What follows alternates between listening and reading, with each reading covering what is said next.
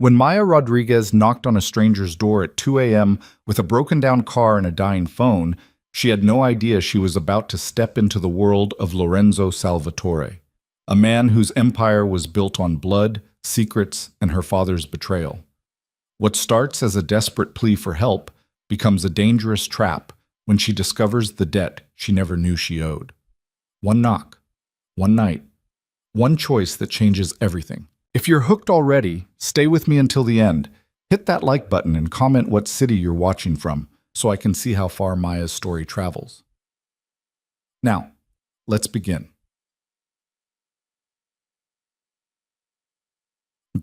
The emergency room doors had stopped swinging an hour ago, but Maya Rodriguez could still hear them in her head. That pneumatic whoosh, the clash of metal, the chaos of voices calling out stats and dosages while someone's life hung in the balance. 16 hours.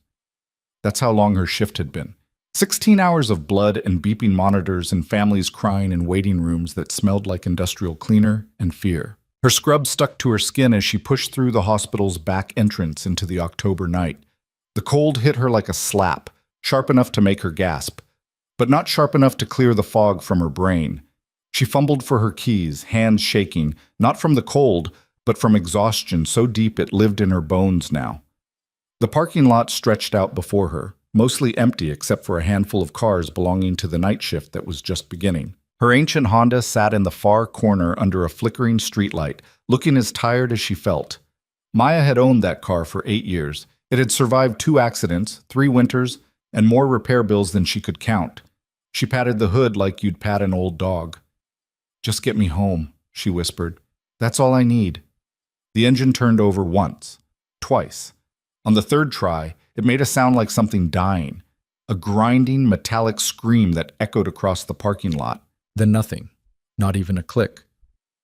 "No." Maya turned the key again. "No, no, no, please, not tonight."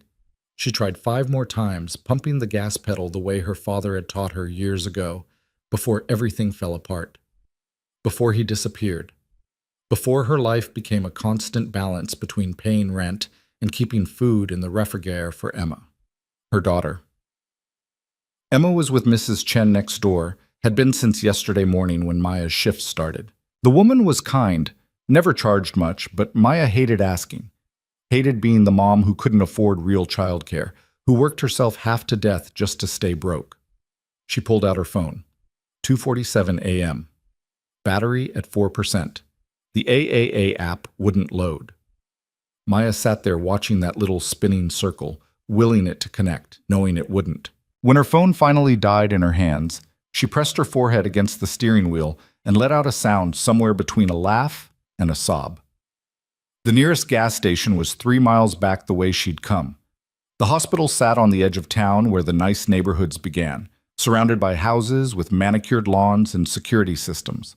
Maya looked out at the street beyond the parking lot, dark except for streetlights spaced too far apart, lined with trees that threw shadows across expensive driveways. She could walk back to the gas station, use their phone, wait for a tow truck she couldn't afford, get home sometime around dawn if she was lucky. Or, Maya stared at the houses visible beyond the hospital grounds. Lights were on in a few windows despite the hour. Someone was awake. Someone would let her use their phone. She grabbed her purse, locked the car out of habit, even though it wasn't going anywhere, and started walking. The neighborhood was the kind of place Maya had only seen in magazines. Every house looked like it had been designed by an architect and landscaped by someone with a degree in making things perfect. The streets were smooth, no potholes like the ones near her apartment that could swallow a tire. The sidewalks were even and clean. No trash, no graffiti, no chain-link fences or bars on windows. She felt like an intruder. Her scrubs were wrinkled and stained with coffee she'd spilled during her break. Her sneakers squeaked with every step. Her hair was falling out of its ponytail in ways that made her look exactly like what she was. Exhausted, desperate, out of place. The first house she approached had all its lights off.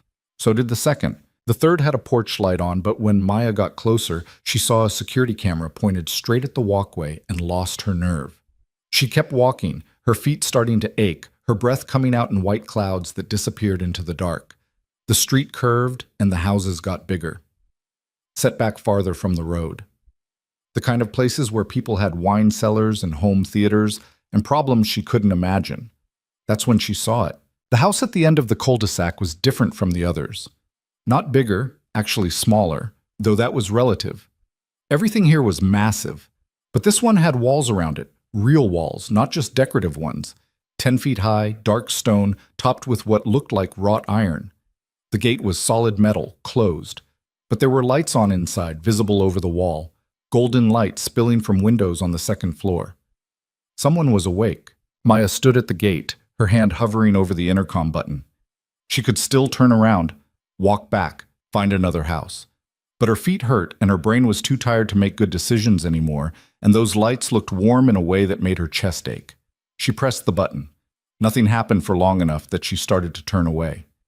Then a voice crackled through the speaker, male, young, with an edge that made her freeze. "Yeah? Maya cleared her throat. "I'm sorry to bother you so late. My car broke down at the hospital, and my phone died, and I just need to call a tow truck. I'm a nurse. I just finished my shift. I can show you my ID." Silence. Long enough that she thought maybe he'd walked away. "Please," Maya added, "I have a daughter at home. I just need to make one call." More silence. Then, "Step back from the gate." She did. The gate began to swing open, smooth and silent. Maya hesitated, every instinct screaming at her that this was a bad idea. But she was so tired, so desperate, and she'd just spent 16 hours saving lives. Surely the universe owed her one small favor. The driveway was longer than it looked from the street, curving through landscaped grounds that belonged in a magazine. The house itself was modern, all clean lines and big windows, smaller than its neighbors but more intimidating somehow, like it was designed not to impress but to warn. The front door opened before she reached it. The man standing there wasn't what she expected. Young, maybe late 20s, wearing expensive clothes that fit too well to be off the rack, dark hair, darker eyes, a face that would have been handsome if it wasn't so hard. He looked her up and down with an expression she couldn't read. "Thanks," Maya said. "I really appreciate—" "Wait here." He disappeared inside, leaving her on the doorstep. Maya shifted her weight, looking around. There were cameras. She could see them now, small and discreet, covering every angle. The kind of security setup that cost more than she made in a year. The man came back with a phone. Not a cordless house phone, but a cell, which struck her as odd. He held it out but didn't let go when she reached for it. "You said you're a nurse?" "Yes, at St. Catherine's. I can show you my, what's your name?" "Maya Rodriguez." Something changed in his face. Not much, just a flicker in his eyes, there and gone so fast she might have imagined it. He let go of the phone. "Make your call." Maya dialed AAA from memory, gave them her information and location, listened to the hold music while her heart rate slowly returned to normal. The man stood in the doorway watching her. Not threatening exactly, but not friendly either. "They're sending someone," she said, holding out the phone. "Should be about 45 minutes. I can wait by my car." "I don't want to—" "You said your last name is Rodriguez." It wasn't a question. Maya nodded anyway, confused. "Your father, what was his name?" The question hit her like cold water. "Why?" "Answer the question." "I don't—" Maya took a step back. "I should go. Thank you for letting me use your phone." "Was his name Miguel Rodriguez?" Maya's blood went cold. Nobody had asked her about her father in years, not since he disappeared when she was 17, leaving her and her mother with nothing but questions and bills and a reputation that followed Maya through 2 jobs and 3 apartments before she finally got far enough away that people stopped knowing who she was. "How do you know that?" The man's expression didn't change. "Stay here." "I'm leaving." Maya turned toward the driveway. "Thanks for the phone, but You need to stay here."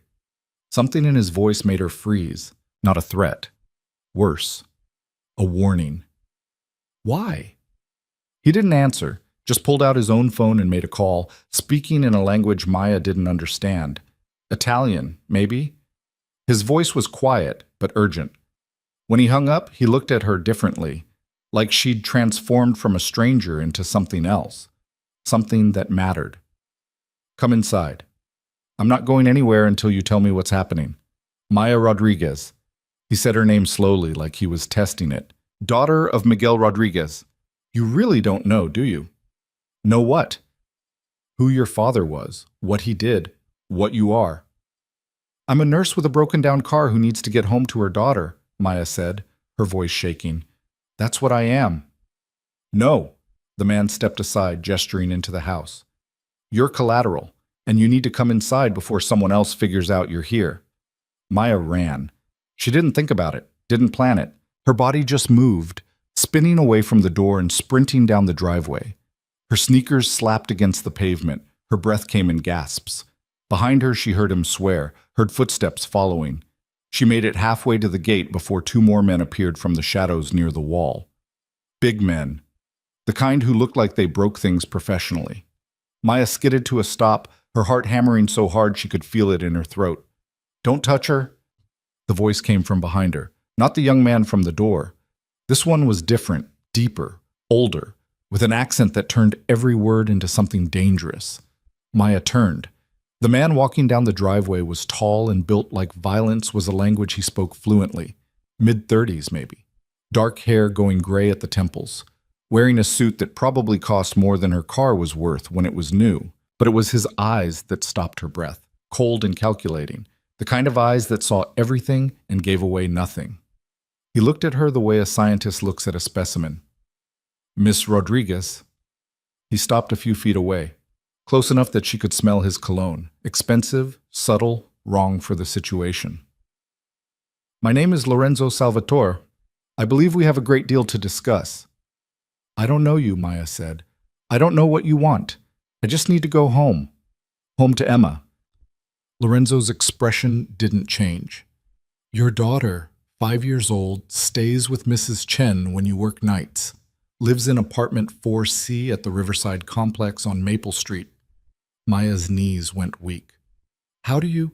Your father stole from me. Lorenzo said it casually, like he was commenting on the weather. $3 million, 15 years ago. He was my father's accountant. Trusted. Until he wasn't. I don't know anything about that. I believe you. Lorenzo tilted his head, studying her. But that doesn't change what you are, what you represent. Your father's debt doesn't die with him, Miss Rodriguez. It passes down. And now that I know you exist, now that you've walked through my gate and given me your name, we have a problem. I'm leaving. Maya tried to sound firm, but her voice shook. You can't keep me here. Actually, I can. The question is whether I should. Lorenzo turned to the young man from the door. Marco, take her to the guest house. Make sure she's comfortable. We'll talk in the morning when she's had time to process. I have a daughter, Maya said, her voice breaking. Please. She's 5. She needs me. I know exactly who she is. Lorenzo's eyes were empty. Which is why you're going to cooperate, because if you run, if you go to the police, if you do anything except what I tell you, I'll know. And Emma will become my leverage instead of you. Do you understand? Maya understood.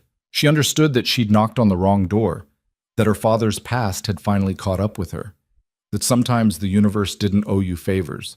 It just waited for the perfect moment to collect. I understand, she whispered. Good.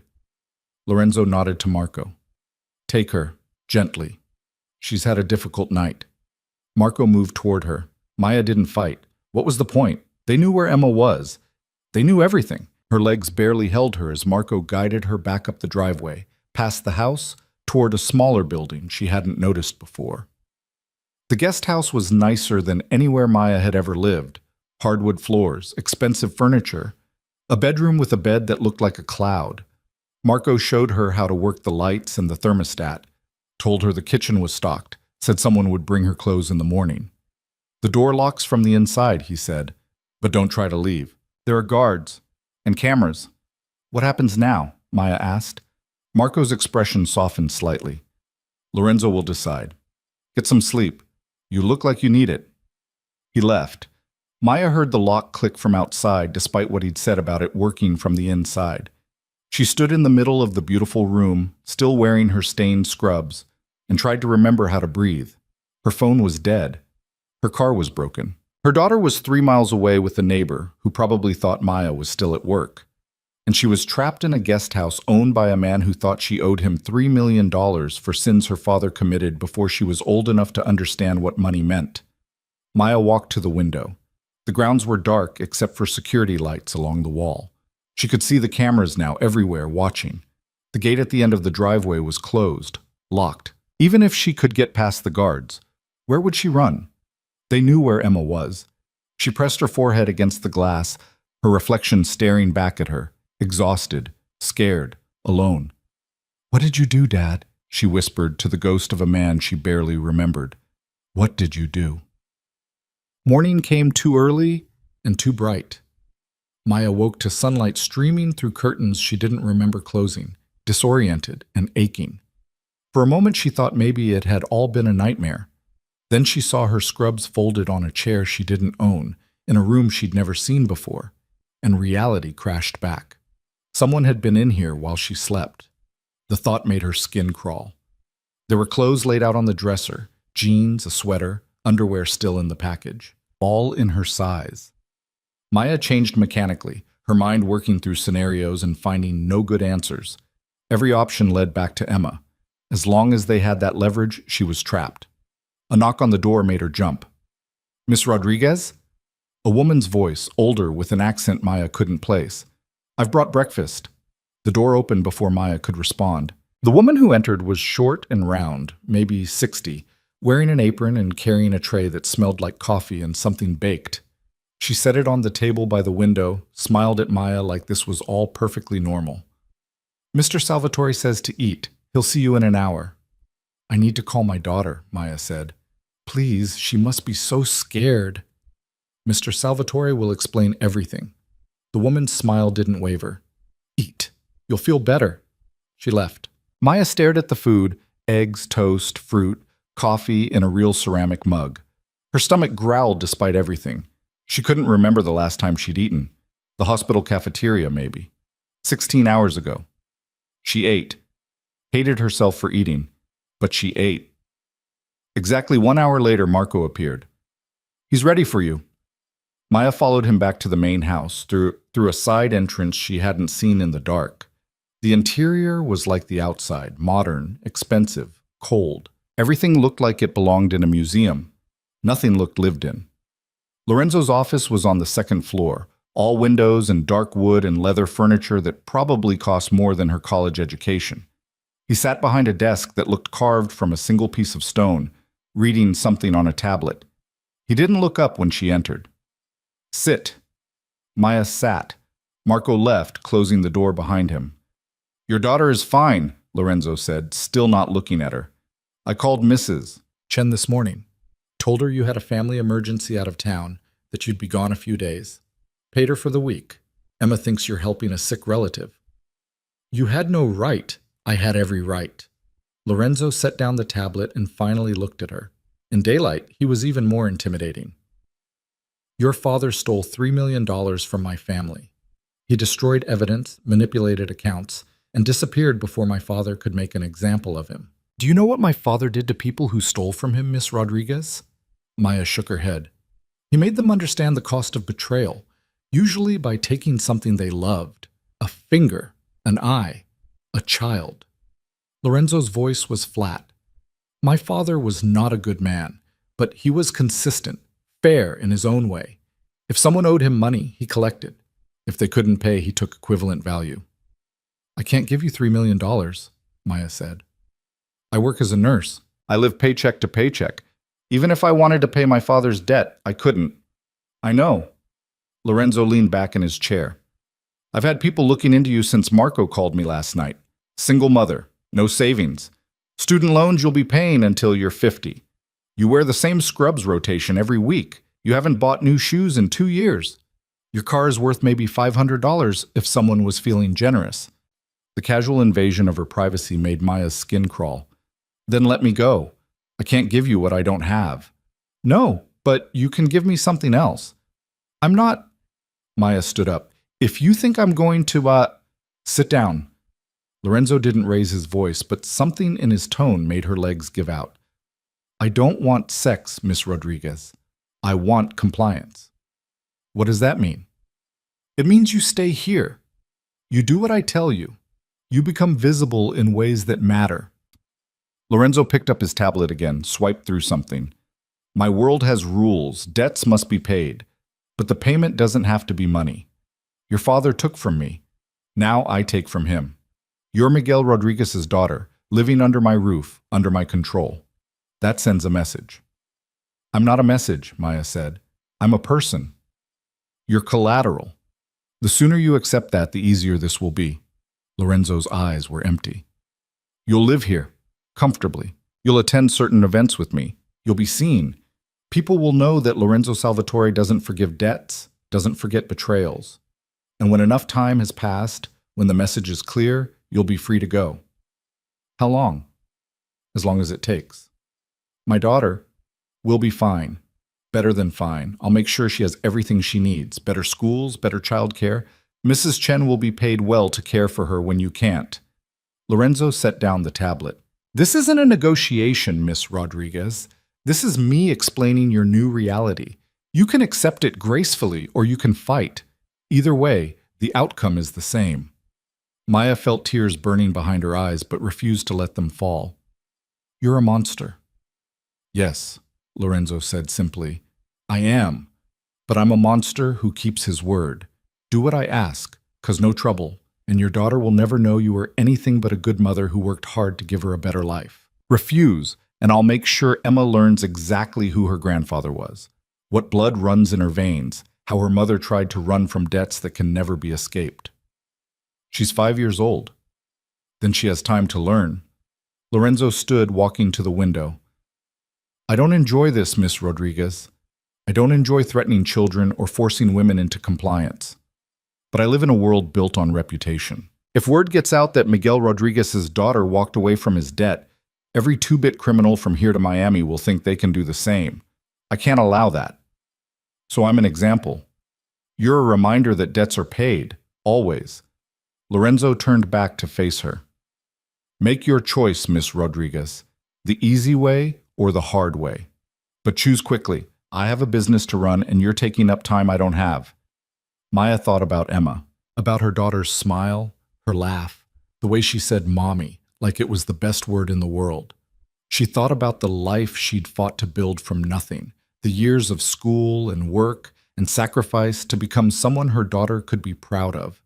And she thought about her father, the man who'd disappeared without explanation, leaving her to clean up messes she didn't make. The easy way, she whispered. Smart. Lorenzo nodded. Marco will show you to your room. The real one, not the guest house. You'll need appropriate clothes. Someone will take you shopping this afternoon. Tomorrow night, there's a fundraiser. You'll attend with me. As what? As exactly what you are. A woman who owes me everything and understands the cost of her father's betrayal. Lorenzo sat back down, dismissing her. That will be all. Maya stood on shaking legs, walked to the door. Her hand was on the knob when Lorenzo spoke again. Miss Rodriguez? She didn't turn around. Welcome to the family. The room Marco led her to was on the 3rd floor, corner position with windows facing both the gardens and the street beyond the wall. It was twice the size of her apartment, decorated in shades of cream and gray that probably had fancy names like Morning Dove or Seafoam. The bed was enormous. The closet was empty except for hangers that looked like they cost more than her weekly grocery budget. Someone will be up with your things, Marco said. What few things you have anyway. Maya turned on him. You went to my apartment? We needed to know who you were, what you had, whether you were a threat. Marco leaned against the doorframe, studying her. You really didn't know about your father, did you? What he did? He left when I was 17. Never said why. Never came back. Maya crossed her arms. My mom died thinking he abandoned us because we weren't good enough. Maybe that was easier than the truth. What truth? That he was a thief? That he worked for people like you? Maya's voice cracked. I spent years trying to be nothing like him, working my way through nursing school, proving I could be better. And now I'm here anyway, paying for something I didn't do. Marco's expression softened slightly. Lorenzo's not as bad as he seems. He threatened my daughter. He protected her. There's a difference. Marco straightened. Look, I know this is hell for you, but you walked into the wrong house at the wrong time and gave the wrong name. What did you expect him to do? Just let you leave? Yes, Maya said. Normal people would have just let me use the phone and sent me on my way. We're not normal people. Marco pulled out his phone, showed her a photo. This is my sister, 15 years old, straight-A student, wants to be a doctor. You know where she is right now? In a safe house 3 states away because someone my father owed money to decided the best way to collect was through her. Lorenzo found out, handled it, made sure she was protected. That's what he does. He keeps the rules, debts get paid, threats get neutralized. The system works because everyone knows the consequences. I'm not a threat, Maya said quietly. I'm just tired. Then rest. The shopping trip is at 2. Try to eat something before then. You look like you're gonna fall over. He left. Maya stood in the middle of the expensive room and tried to remember how to be a person instead of collateral. Her phone was on the nightstand, fully charged. Someone had brought it from her car. She grabbed it, hands shaking, and called Mrs. Chen. Maya! The older woman's voice was warm, concerned. Are you okay? That man who called said you had a family emergency. I'm fine. How's Emma? She's perfect. We made cookies this morning. She's watching cartoons now. Mrs. Chen paused. How long will you be gone? I don't know. A few days, maybe. Maya closed her eyes. Can I talk to her? Of course. Hold on. There was rustling, then Emma's voice, bright and young and perfect, nearly broke Maya's heart. Mommy! Hey, baby, how are you? I'm good. Mrs. Chen makes the best cookies, better than yours. Emma giggled. Don't be mad. I'm not mad. Maya's throat was tight. I miss you so much. When are you coming home? Soon, I promise. Are you being good? Yes. Mrs. Chen says I'm an angel. More giggling. That's not true, right? Angels don't exist. You're my angel, Maya said. I love you, Emma. So much. Love you too, Mommy. Bye. The phone went back to Mrs. Chen. Maya could hear the TV in the background. Some cartoon about talking animals. Normal. Safe. Everything she'd worked for. She's fine, Maya, Mrs. Chen said gently. Take care of your family. We'll be here when you get back. Maya hung up and let herself cry for exactly 5 minutes. Then she washed her face, straightened her shoulders, and tried to figure out how to survive this. The shopping trip turned out to be less trip and more invasion. A woman named Sophia appeared at 2 o'clock sharp, tall, elegant, wearing clothes that whispered money instead of shouting it. She looked Maya up and down with the kind of professional assessment that made Maya feel like livestock. You're smaller than I thought, Sophia said. That's good. Easier to fit. Fit for what? For tomorrow night, the fundraiser. Sophia gestured for Maya to follow. Mr. Salvatore has a reputation to maintain. You'll need to look the part. They didn't go to a mall. Instead, a black SUV drove them to a boutique in a part of town Maya had only seen from the highway. The kind of place that didn't have price tags because if you had to ask, you couldn't afford it. The owner greeted Sophia by name, shot Maya a curious look, and immediately began pulling dresses from racks. She needs a full wardrobe, Sophia said. Day clothes, evening wear, shoes, accessories, understated but quality, nothing flashy. She's not arm candy, she's a statement. What kind of statement? The owner asked. That Lorenzo Salvatore takes what he's owed and keeps it. They talked about Maya like she wasn't there, discussed her coloring, her build, what styles would work with her hair. Maya stood in the middle of the boutique feeling like a doll being dressed for someone else's game. Try this. The owner handed her a dress, midnight blue, simple lines, probably cost more than her monthly rent. Maya went into the fitting room because what else could she do? The dress fit perfectly. Made her look like someone she wasn't. Someone who belonged at fundraisers with men like Lorenzo. Let me see, Sophia called. Maya stepped out. Sophia's expression didn't change, but something in her eyes shifted. That works. We'll take it. And the black one, and the emerald. She needs shoes for each. 2 hours later, Maya had more clothes than she'd owned in her entire life. Dresses, slacks, blouses, skirts, shoes that cost more than her first car, a coat that felt like wearing a cloud. all of it in garment bags being loaded into the SUV by men who appeared from nowhere. "Thank you," Maya said quietly to Sophia as they drove back. "Don't thank me. This isn't kindness." Sophia lit a cigarette, blew smoke out the cracked window. "You're a prop. Lorenzo needs you to look a certain way to make his point. That's all this is." "You work for him?" "Everyone works for him, one way or another." Sophia flicked ash out the window. "Some of us just get paid better than others." "How long have you known him?" "Long enough to know he's not someone you want to cross." Sophia glanced at her. "But he keeps his word. If he says your daughter will be safe, she will be. If he says you'll be treated well, you will be. Just don't mistake that for caring. Lorenzo Salvatore doesn't care about people. He cares about order." Back at the house, Maya hung the new clothes in the empty closet and felt like she was preparing for a funeral. Her funeral, maybe. The death of the person she'd been trying to be. Dinner was brought to her room on a tray. She ate alone, watching the sun set over the gardens, wondering how her life had become this. Night came. The house got quiet. Maya lay in the expensive bed and stared at the ceiling, unable to sleep despite exhaustion that lived in her bones. Every time she closed her eyes, she saw Lorenzo's empty expression when he threatened Emma, heard his voice explaining how she was nothing but a message. Somewhere around midnight, she gave up on sleep and went exploring. The house was dark except for security lights along the hallways. Maya moved quietly, not sure what she was looking for. Maybe just proof that this was real, that she wasn't dreaming. She found the library on the second floor, floor-to-ceiling shelves filled with books that looked like they'd never been read. A desk by the window. Chairs arranged around a fireplace that probably worked at the touch of a button. "Can't sleep?" Maya spun around. Lorenzo stood in the doorway, wearing different clothes than earlier. Dark pants, a white shirt with the sleeves rolled up. He looked tired. More human, somehow. "I didn't mean to intrude," Maya said. "It's your house now. For a while, anyway." Lorenzo walked to the bar in the corner, poured 2 glasses of something amber. He held one out to her. "Drink?" "I don't drink." "Tonight you do." He set the glass on the table beside her. "You look like you need it."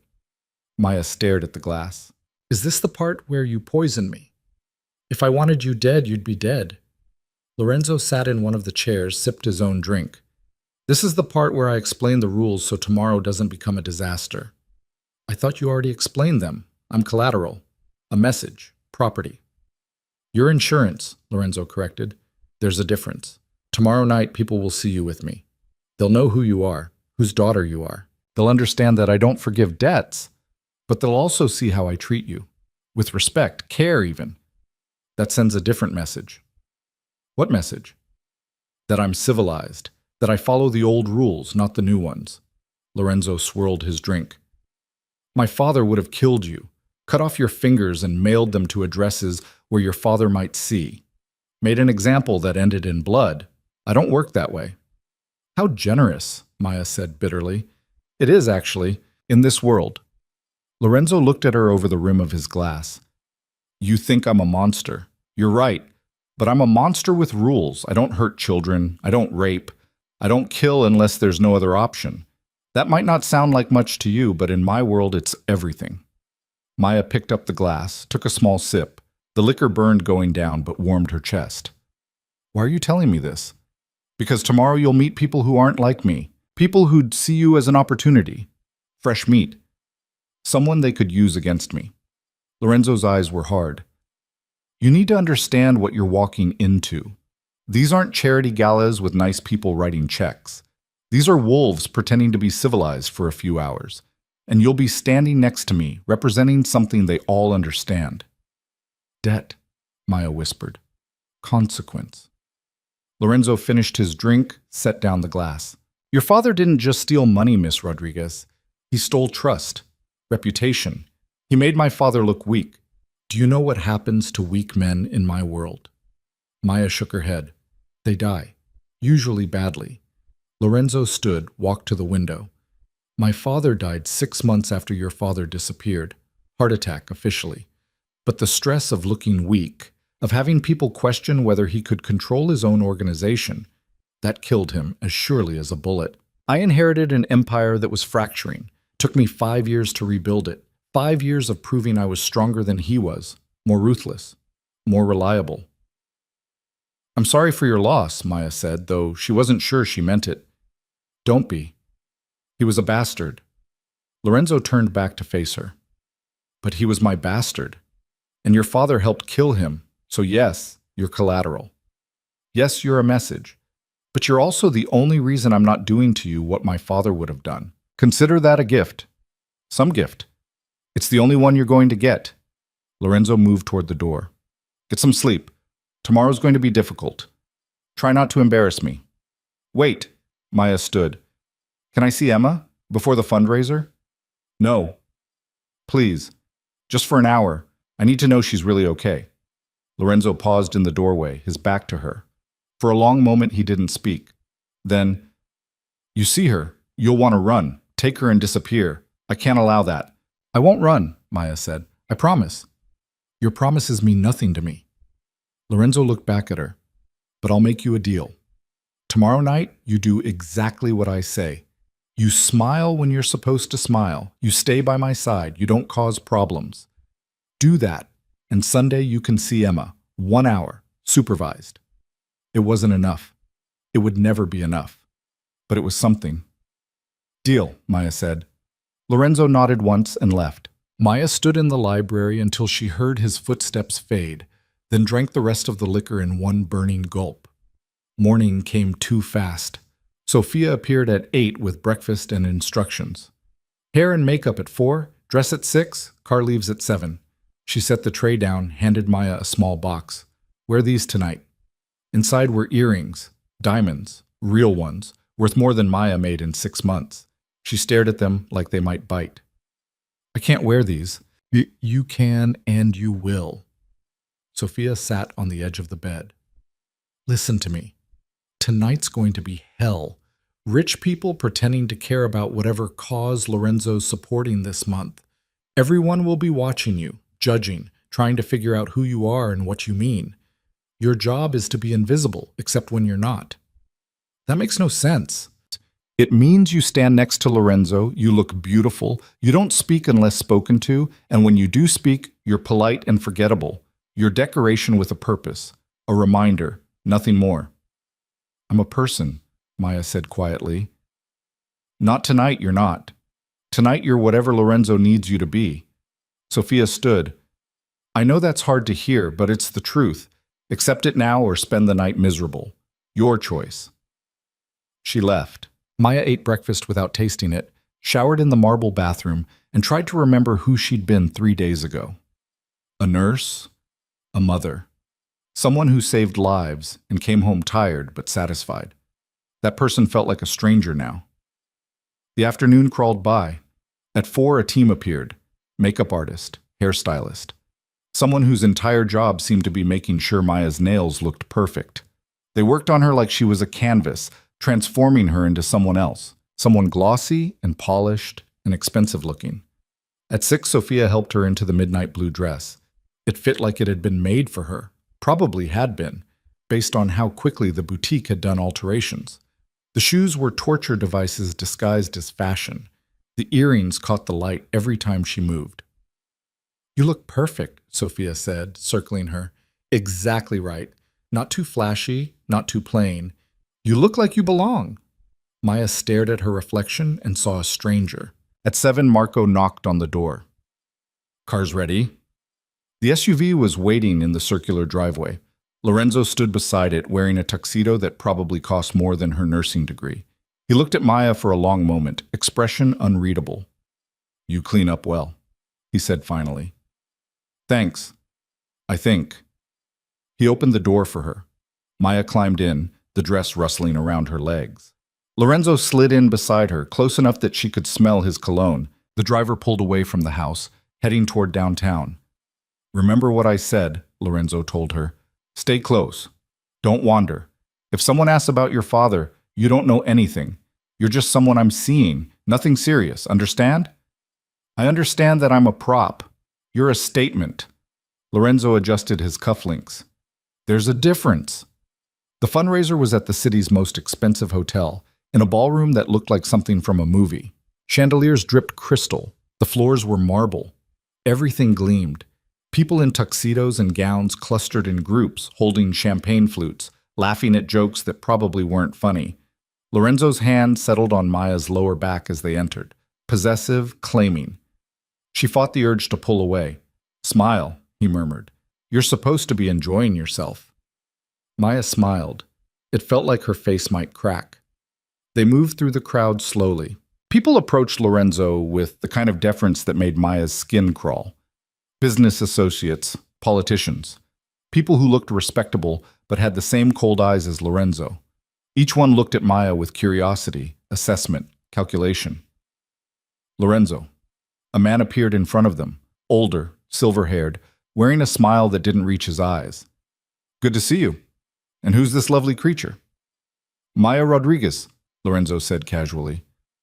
"Maya, this is Senator Whitmore."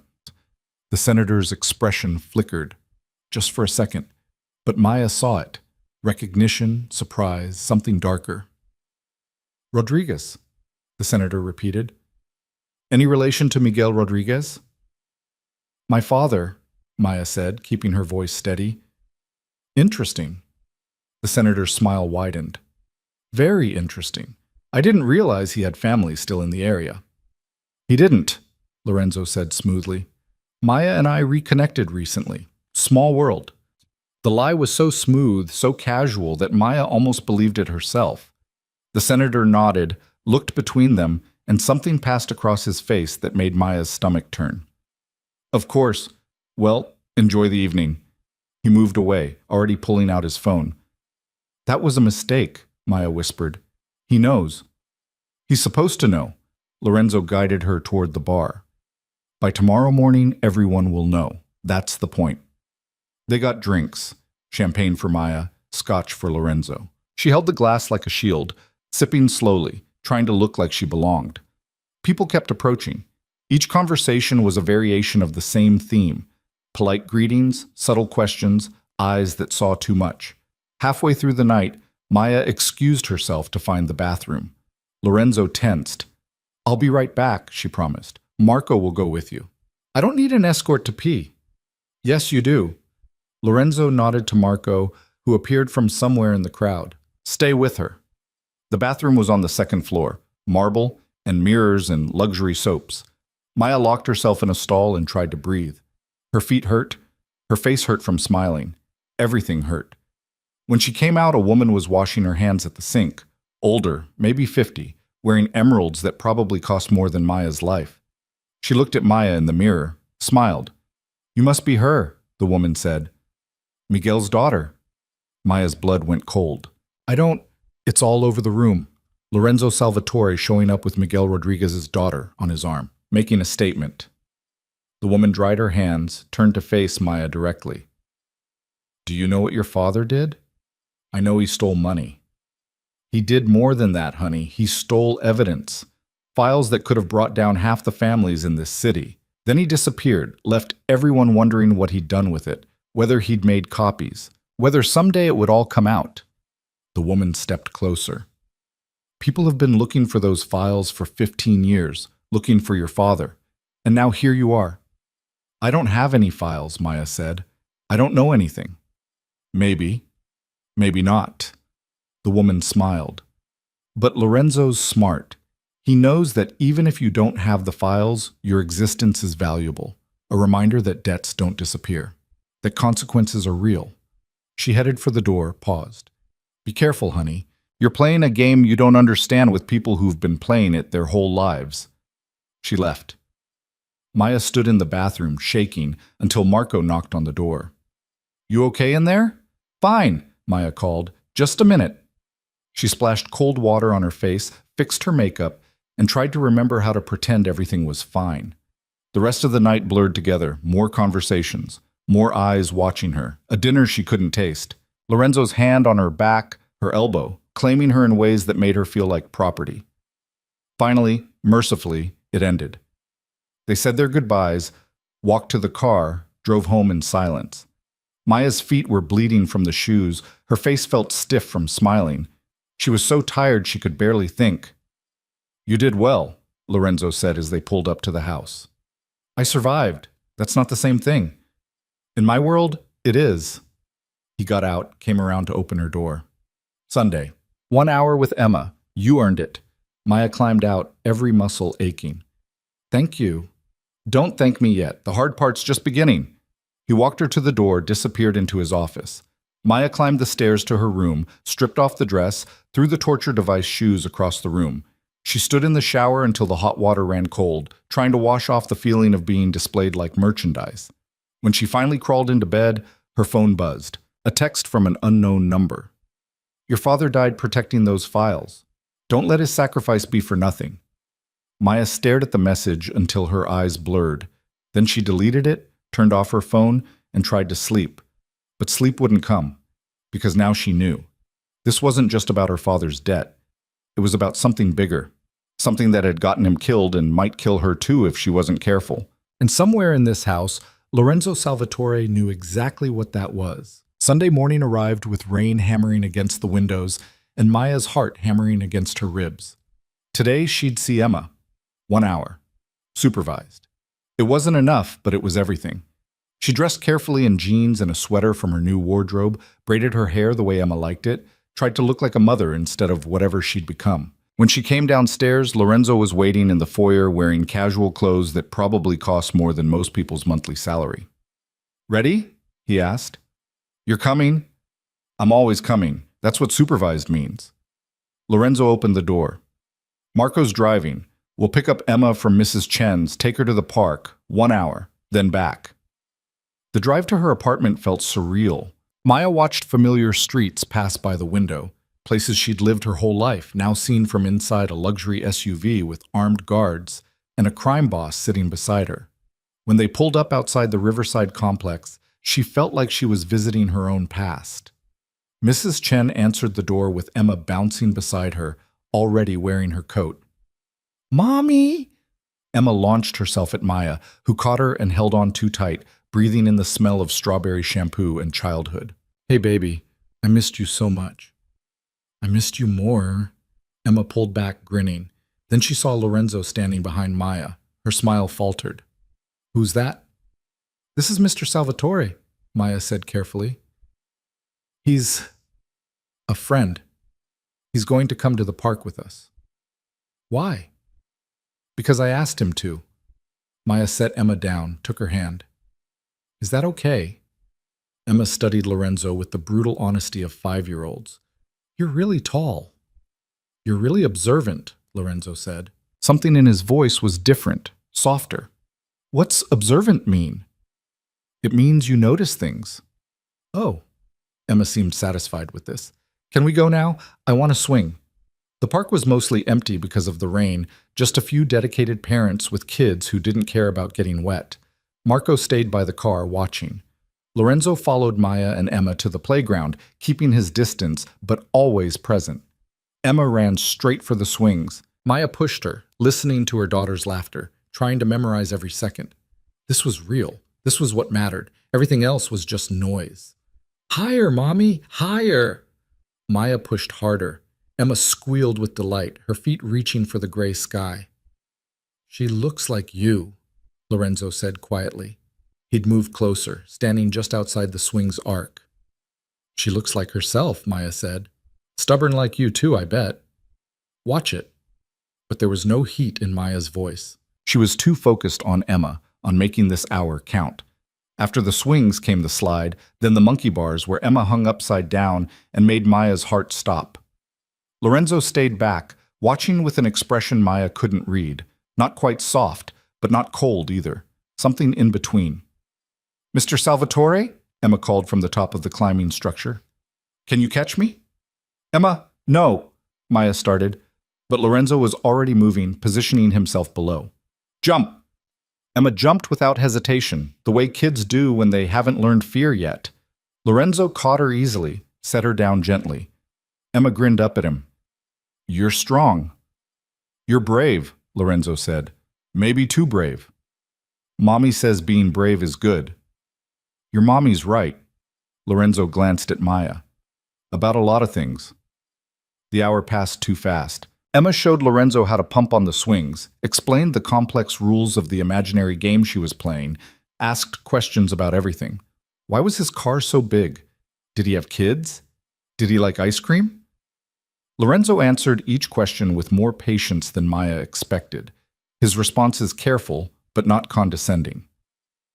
When Marco tapped his watch, signaling time was up, Maya's chest went tight. "We have to go, baby," she said. "Already?" Emma's face fell. "But we just got here." "I know, but I'll see you again soon, I promise." "When?" Maya looked at Lorenzo. He nodded once. "Next weekend," Maya said. "Same time, okay?" "Okay." Emma hugged her tight. "I love you, Mommy." "I love you too, so much." Maya held on until Emma squirmed free, running back to climb one more thing before they left. Lorenzo moved closer, his voice low. "She's a good kid." "She's everything," Maya said. "I know." Something crossed his face. "That's why this works. You understand what's at stake." The drive back to Mrs. Chen's was quiet. Emma chattered about the park, about the cookies she and Mrs. Chen had made, about a cartoon she'd watched. Normal kid stuff that felt like a gift. When they arrived, Emma hugged Maya one more time. "Bye, Mommy. Bye, Mr. Salvatore." "Bye, Emma," Lorenzo said. Mrs. Chen appeared in the doorway, took Emma's hand. She looked at Maya with concern that made Maya want to cry. "You okay, honey?" Mrs. Chen asked quietly. "I'm fine, just busy with family stuff." "You look tired." "I am tired, but it's okay." Maya forced a smile. "Thank you for watching her." "Any time, you know that." The drive back to Lorenzo's house was silent. Maya stared out the window, trying not to think about how Emma had looked so happy, so normal, while Maya's life was anything but. "You're quiet," Lorenzo said. "What do you want me to say?" "Nothing, just observing." He paused. "She really doesn't know, does she, about any of this?" "No, and she never will if I can help it." "Good." Lorenzo looked out his own window. Kids should get to be kids for as long as possible. There was something in his voice that made Maya look at him. "You sound like you're speaking from experience." "I am." Lorenzo's jaw tightened. "I was 8 when my father explained what he did for a living. 9 when I saw my first consequence. By 12, I understood that our family existed because other people were afraid of us. There's no going back from that knowledge. No unlearning what fear looks like on someone's face when they realize who you are." "Is that why you do this?" Maya asked. "Keep the family business going because you can't unlearn it?" "I do it because it's what I know. What I'm good at." Lorenzo's expression was hard again. "And because someone has to maintain order. Without rules, without consequences, everything falls apart. You saw that last night. All those people at the fundraiser playing nice, following protocol. You think they do that because they want to? They do it because they know what happens if they don't." "Fear," Maya said. "Respect," Lorenzo corrected. "There's a difference." "Is there?" He didn't answer. When they got back to the house, Lorenzo disappeared into his office, and Maya retreated to her room, emotionally exhausted from an hour that should have been simple but felt like walking a tightrope. Monday brought a new routine. Maya woke early, had breakfast brought to her room, spent the morning trying to figure out what she was supposed to do with herself. She couldn't work, couldn't go home, couldn't live her actual life. She was stuck in luxury that felt like a cage. Around noon, Sophia appeared. "Lorenzo wants you to learn," she said without preamble. "Learn what?" "How to survive in this world. How to read people. How to protect yourself." Sophia gestured for Maya to follow. "Come on. First lesson starts now." They went to a different part of the house, a room Maya hadn't seen before. It looked like an office mixed with a classroom, computers, screens, showing security feeds, files stacked on tables. "This is where we plan," Sophia said. "Where we track threats, monitor associates, gather intelligence. Lorenzo runs an empire. That takes information." "Why are you showing me this?" "Because he asked me to." Sophia pulled out a chair. "Sit. We're going to talk about the people you met Friday night, what they want, who's dangerous, who's an ally." For the next 3 hours, Sophia walked Maya through a crash course in understanding Lorenzo's world. The senator they'd met was on 3 different payrolls. The woman in the bathroom worked for a rival family. The man who'd complimented Maya's dress was an FBI agent trying to infiltrate Lorenzo's organization. Everyone wants something, Sophia explained. Your job is to figure out what before they figure out how to use you to get it. I thought my job was to be decoration. That was Friday. Today's different. Sophia lit a cigarette, blew smoke toward the ceiling. You're not going away anytime soon. Lorenzo's made that clear. So either you learn to navigate this world or you drown in it. Your choice. Maya chose to learn. What else could she do? The lessons continued daily. Sophia taught her how to read body language, spot lies, identify threats. Marco taught her the security protocols, showed her where the cameras were, explained the guard rotations. Even Lorenzo got involved, spending evenings going over the organizational structure, explaining alliances and rivalries that went back generations. The Castellanos hate us because my grandfather killed theirs in a territory dispute, Lorenzo said one night over dinner. They'd started eating together, though Maya wasn't sure when that had become normal. The Russos respect us because we helped them avoid a war with the Irish 10 years ago. The blacks are neutral, but watching. Everyone's always watching. It sounds exhausting, Maya said. It is, but it's also survival. Lorenzo poured wine into her glass despite her protests. Drink. It helps. I'm not much of a drinker. You're learning to be a lot of things you weren't before. He wasn't wrong. Maya was learning to read rooms, to watch for threats, to understand the careful dance of power and violence that kept Lorenzo's world functioning.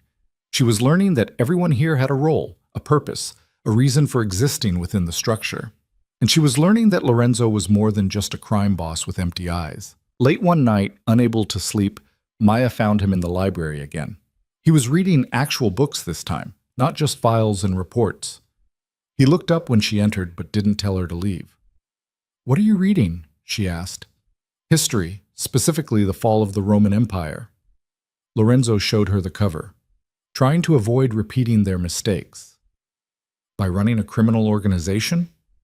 By understanding that empires fall when they lose discipline. When people start thinking rules don't apply to them. He set down the book. What are you doing up? Couldn't sleep. Keep thinking about Emma. She's fine. Marco checks on her every night. Mrs. Chen doesn't know, but we have someone watching the building. Maya should have been angry about the invasion of privacy. Instead, she felt relief. Thank you. Don't thank me. It's insurance. If something happens to Emma, you become unpredictable. Can't have that. But his voice lacked conviction. You're not as cold as you pretend to be, Maya said. Yes, I am. No, you're not. Maya sat in the chair across from him. You caught Emma when she jumped. You didn't have to do that. She could have gotten hurt. Exactly. You cared about that. About her. Lorenzo's expression hardened. Don't mistake pragmatism for sentiment. Emma is leverage, that's all. That's all she was. You wouldn't check on her every night. I check on all my assets. She's 5 years old, not an asset. Well, in my world, everything's an asset. Lorenzo stood, walked to the window. You should sleep. Tomorrow we're going to another event, smaller, more dangerous. More dangerous than a room full of wolves? These wolves don't bother pretending to be civilized. Lorenzo looked back at her. Get some rest, Maya. You'll need it. The event turned out to be a private poker game in a warehouse that had been converted into something between a casino and a threat. Dim lighting, expensive furniture, armed guards at every entrance. The players were men Maya recognized from Sophia's lessons. High-level criminals pretending to be businessmen, or maybe businessmen pretending to be legitimate. The line was too blurred to tell. Lorenzo's hand stayed on Maya's back as they entered, claiming her, protecting her, both. Salvatore, one of the men called. Glad you could make it, and you brought entertainment. I brought my guest, Lorenzo said smoothly. Maya, this is Victor Castellano. The name hit Maya like ice water. Castellano. The family that hated the Salvatores. She kept her expression neutral, smiled politely. Charmed, Victor said, looking her over like merchandise. Miguel's daughter, right? Must be strange being here with the man who probably had your father killed. The room went silent. Maya felt Lorenzo tense beside her. My father left when I was 17, Maya said carefully. What happened to him after that isn't something I have information about. Diplomatic. Victor laughed. I like her, Lorenzo. She's smarter than she looks. She's exactly as smart as she looks, Lorenzo said. His voice was ice. Are we playing cards or making small talk? They played cards. Maya sat slightly behind Lorenzo, watching, learning. The game wasn't really about poker. It was about power, about testing boundaries, about seeing who would blink first. Money changed hands, but that wasn't the point. Information was the point. Leverage. Understanding who was weak and who was strong. Halfway through the night, Maya excused herself to find the bathroom. One of the guards directed her down a hallway. She was washing her hands when the door opened and a man walked in. Not Victor, but someone else from the game. Younger, dangerous looking. Wrong bathroom, Maya said. No, it's not. He locked the door behind him. We need to talk. Maya's heart rate spiked. About what? About your father. About the files. The man pulled out his phone, showed her a photo. It was her father, younger than she remembered, standing next to someone she didn't recognize. Miguel didn't just steal money. He stole insurance. Evidence that could bring down everyone in that room out there. I don't know anything about that. Maybe. But you could find out. The man stepped closer. Lorenzo's keeping you close. You have access. You could look for those files, find them, give them to the right people. And who are the right people? People who'd pay you enough to disappear. You and your daughter. New identities, new lives, freedom. The man's eyes were intense. Think about it. You don't owe Lorenzo anything. You don't owe any of them anything. Your father died protecting those files from people like Salvatore. Don't let that be for nothing. Someone knocked on the door. Hard. Maya, Lorenzo's voice. You okay in there?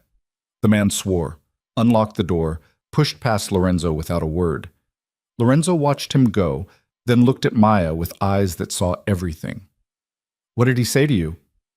Nothing. Just talked about my father. Maya. Lorenzo stepped inside, closed the door. What did he say? She could lie, should lie, but something in Lorenzo's expression made her tell the truth. He said my father stole files, evidence, that I could find them and sell them for enough money to disappear.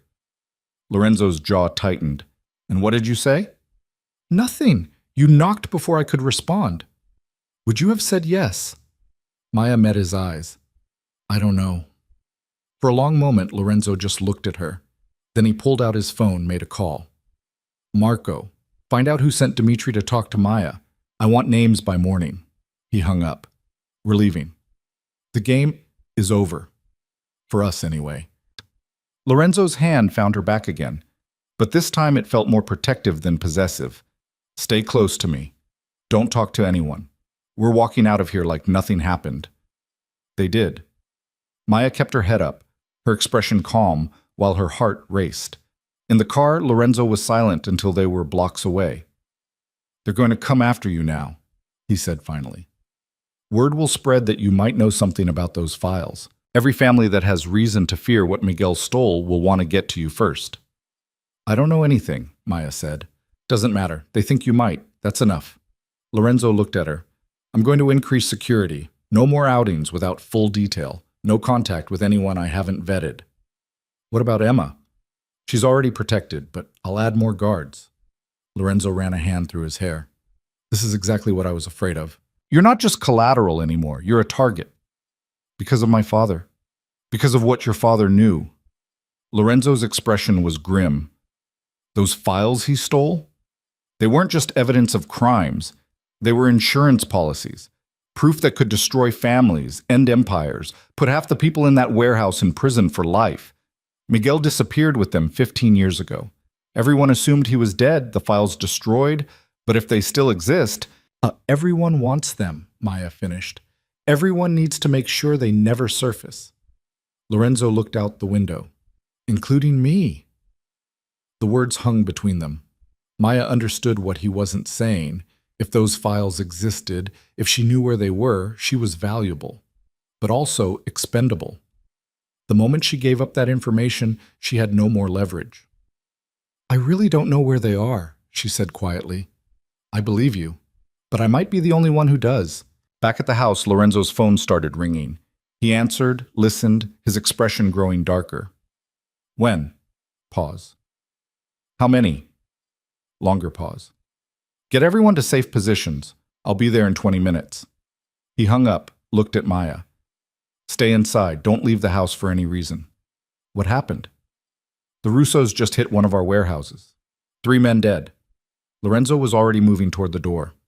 This is retaliation for something or a test, or both. Either way, I need to handle it. Be careful, Maya said, and meant it.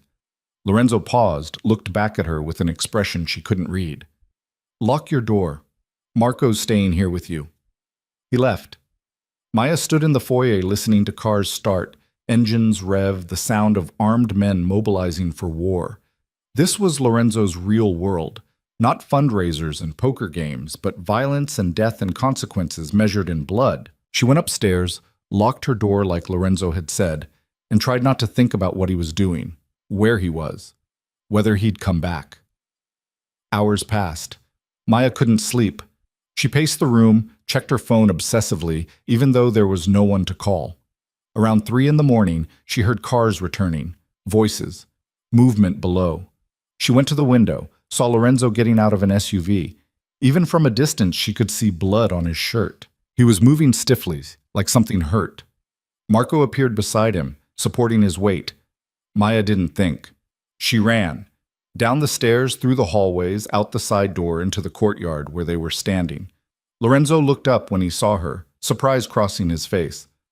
I told you to stay inside, he said. You're bleeding. It's not mine. Mostly. Lorenzo winced as Marco helped him toward the house. It's fine.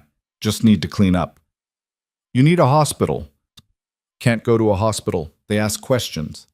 Lorenzo made it to the door, stopped, looked at her. Why do you care? Maya didn't have a good answer.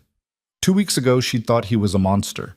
Now she'd run down here because the thought of him being hurt made her chest tight. I don't know, she said honestly. Something shifted in Lorenzo's expression. Come on, you're a nurse. Maybe you can make sure I don't bleed out. In his private bathroom, Maya cleaned the wound on his side. A graze from a bullet, not deep, but painful.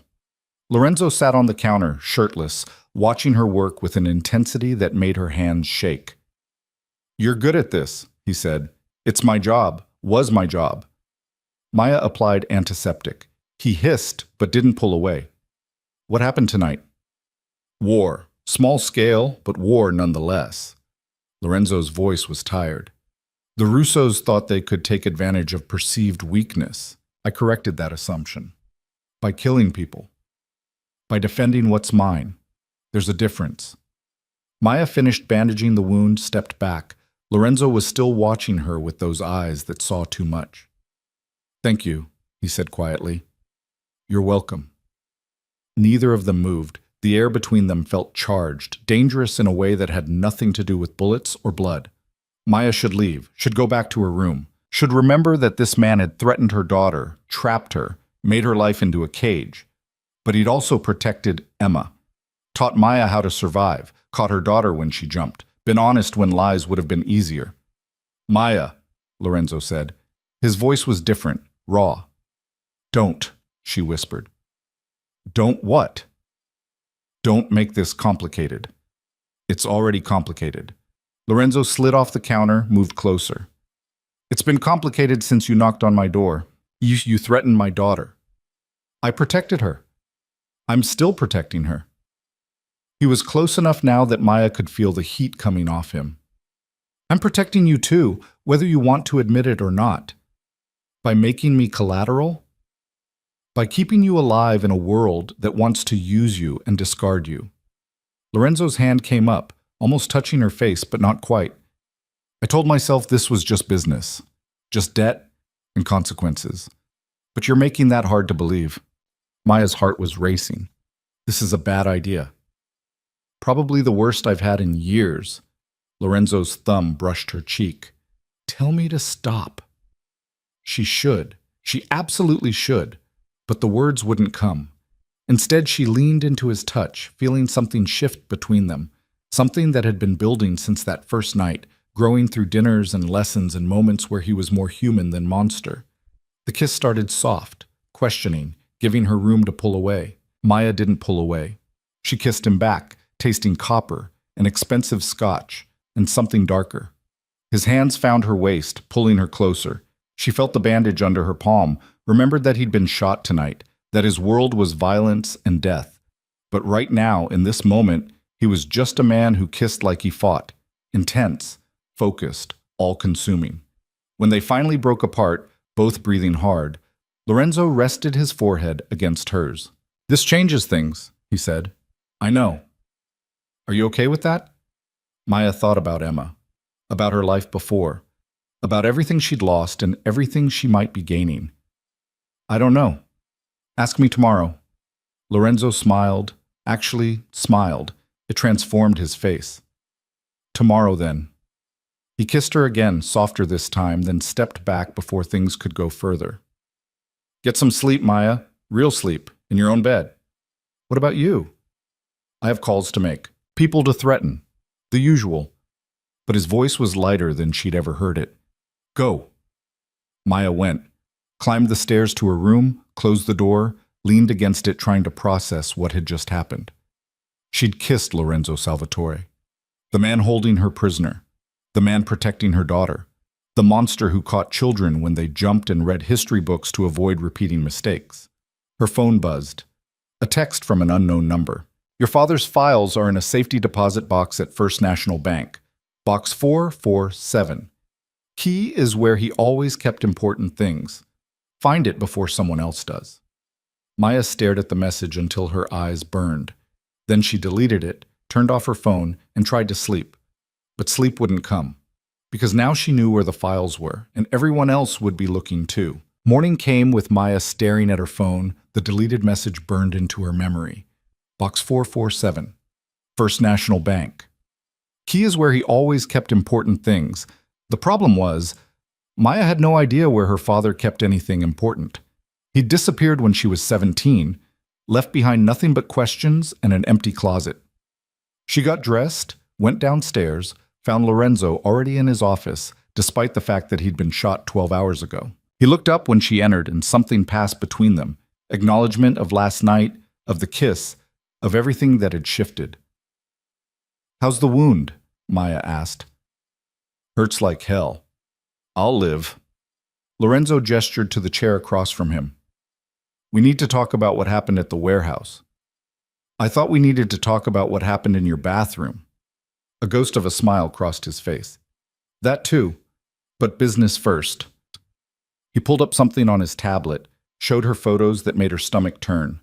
Bodies, blood, the aftermath of the violence he'd dealt with while she'd been safe in this house. "3 of the Russo soldiers are dead," Lorenzo said flatly. "2 of mine are in the hospital. This was a message. They're testing me, seeing if I'm distracted. Because of me. Because of the situation you represent. Word's spreading fast about those files. Everyone who has reason to fear what Miguel stole is making moves." Lorenzo set down the tablet. "I need to know if you know anything at all about where your father might have hidden them." Maya's throat went dry. She could tell him about the text, should tell him, but something held her back, the memory of her father's face, the way he used to ruffle her hair and call her his smart girl. If he'd died protecting those files, there had to be a reason. "I don't know anything," she said. Lorenzo studied her for a long moment. "You're a terrible liar." "I'm not lying. You're doing something. I can see it in your eyes." He leaned forward. "Maya, if you know something, you need to tell me. Not because I'm holding you here, but because whatever you're thinking about doing is going to get you killed." "I don't know where the files are," Maya said. It wasn't technically a lie. She knew where they might be, but not for certain. Lorenzo's jaw tightened. "Fine. Keep your secrets, but don't leave this house without telling me first. The Russos aren't the only ones looking for leverage." He went back to his work, dismissing her. Maya left feeling like she'd just made a choice she couldn't take back. The day dragged. Maya tried to focus on the lessons Sophia brought, the security briefings Marco provided, but her mind kept going back to that text. First National Bank. Her father had banked there when she was young. She remembered going with him sometimes, sitting in the lobby while he conducted business. But a safety deposit box? She'd never known about that. By evening, she'd made a decision. Terrible, dangerous, probably stupid, but a decision nonetheless.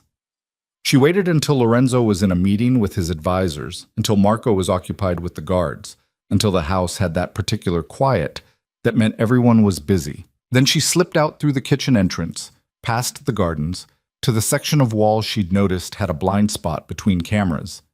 Climbing the wall in expensive jeans and designer sneakers was harder than it looked in movies. Maya scraped her hands, bruised her knees, nearly fell twice. But she made it over, dropped into the alley beyond, and started walking. She'd made it 3 blocks when a car pulled up beside her. The window rolled down and Victor Castellano smiled at her from the driver's seat. "Need a ride, Miss Rodriguez?" Maya's blood went cold. "No thanks. I'm fine." "You're really not. You're 3 miles from the nearest bus stop, in a neighborhood where people notice strangers about to be picked up by Lorenzo's men who are definitely tracking you right now." Victor reached over, opened the passenger door. "Get in. We'll talk. Then I'll take you wherever you're going." Maya looked behind her, saw an SUV turning onto the street 2 blocks back. Lorenzo's men. She got in the car. Victor drove smoothly, casually, like they were friends out for a drive. "So, running away already? That was fast?" "I'm not running away." "No? Then what are you doing?" Maya didn't answer. Victor laughed. "Let me guess, someone told you about the files, about where they might be, and you're going to retrieve them like a good little girl, give them to Lorenzo, prove you're useful." Victor turned down a side street. "Am I close? Why do you care?" "Because those files are valuable. To everyone. Including me." Victor's smile faded. "Your father was smart. He knew that evidence could protect him or destroy him depending on who had it. So he made copies, gave different pieces to different people. Insurance policies all around." "I don't believe you." "Don't have to. But ask yourself this, if Lorenzo gets those files, what happens to you? You stop being useful. You become a liability. Someone who knows too much." Victor pulled over, turned to face her. "I can offer you something better. Protection. Money. A way out for you and Emma that doesn't involve being Lorenzo Salvatore's pet." "He's not—" Maya stopped. "It's not like that, isn't it? You're sleeping under his roof, wearing clothes he bought, kissing him in bathrooms after he comes home covered in blood." Victor's eyes were knowing. "Oh yes, I know about that. I have people inside his organization. They tell me things." Maya's hands were shaking. "What do you want?" "I want you to think about your options. Really think." Victor handed her a card. "That's my number. When you're ready to make a deal, and you will be eventually, call me. I'll make sure you and Emma disappear so completely that Lorenzo Salvatore will never find you. And in exchange, you tell me everything you find, everything your father left behind." Victor started the car again. "Now, where were you really going?" "Nowhere. Take me back." "To Lorenzo's house? So he can lock you in a room and make sure you never leave again?" Victor shook his head. "I don't think so. I'm taking you to the bank. First National, right? Box 447? Maya's heart stopped. "How did you—" "Same way you did. Someone sent you a text. Someone sent me one too." Victor's smile was sharp. "We're all playing the same game, Maya. Question is, who do you trust to win?" The bank was closed by the time they arrived. Victor drove past it slowly, pointed out the security cameras, the guards, the systems in place. "You'll need a key," he said, "and ID proving you're authorized. Think you can get those?" "I don't even know if the box exists." "It exists. Your father was paranoid but organized. If someone says the files are there, they're there." Victor pulled over a block away. "I'm going to give you a choice, Maya. You can get out now, try to make it back to Lorenzo's house, deal with whatever punishment he has planned, or you can work with me. We get the files together, split them, use them for mutual protection." "Why would I trust you?" "Because I'm being honest about what I want. Lorenzo's telling you he's protecting you, but he's really protecting himself, his empire, his reputation." Victor's expression was serious now, not mocking. "I'm not going to pretend I'm a good guy. I'm not, but I'm not holding your daughter over your head either." A car pulled up behind them. Lorenzo's SUV, Marco, got out, walked to Victor's window. She's coming with me, Marco said. Is she?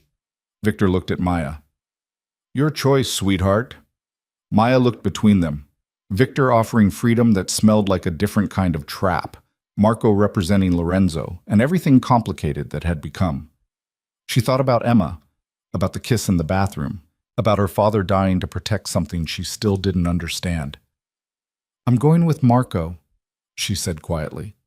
Victor shrugged. Figured you would. But keep my card. You'll need it. Maya got out. Marco opened the SUV door, his expression unreadable. Neither of them spoke during the drive back. When they pulled up to the house, Lorenzo was waiting in the courtyard, and he looked furious. Inside, he said. Now. Maya followed him to his office. He slammed the door hard enough to rattle the frame. What the hell were you thinking? Lorenzo's voice was ice. Climbing the wall? Walking through the city alone? Getting in a car with Victor fucking Castellano? I needed air. You needed air. Lorenzo laughed, but there was no humor in it. You almost got yourself killed for air. I can take care of myself. No, you can't. Not in this world. Not against people like Victor.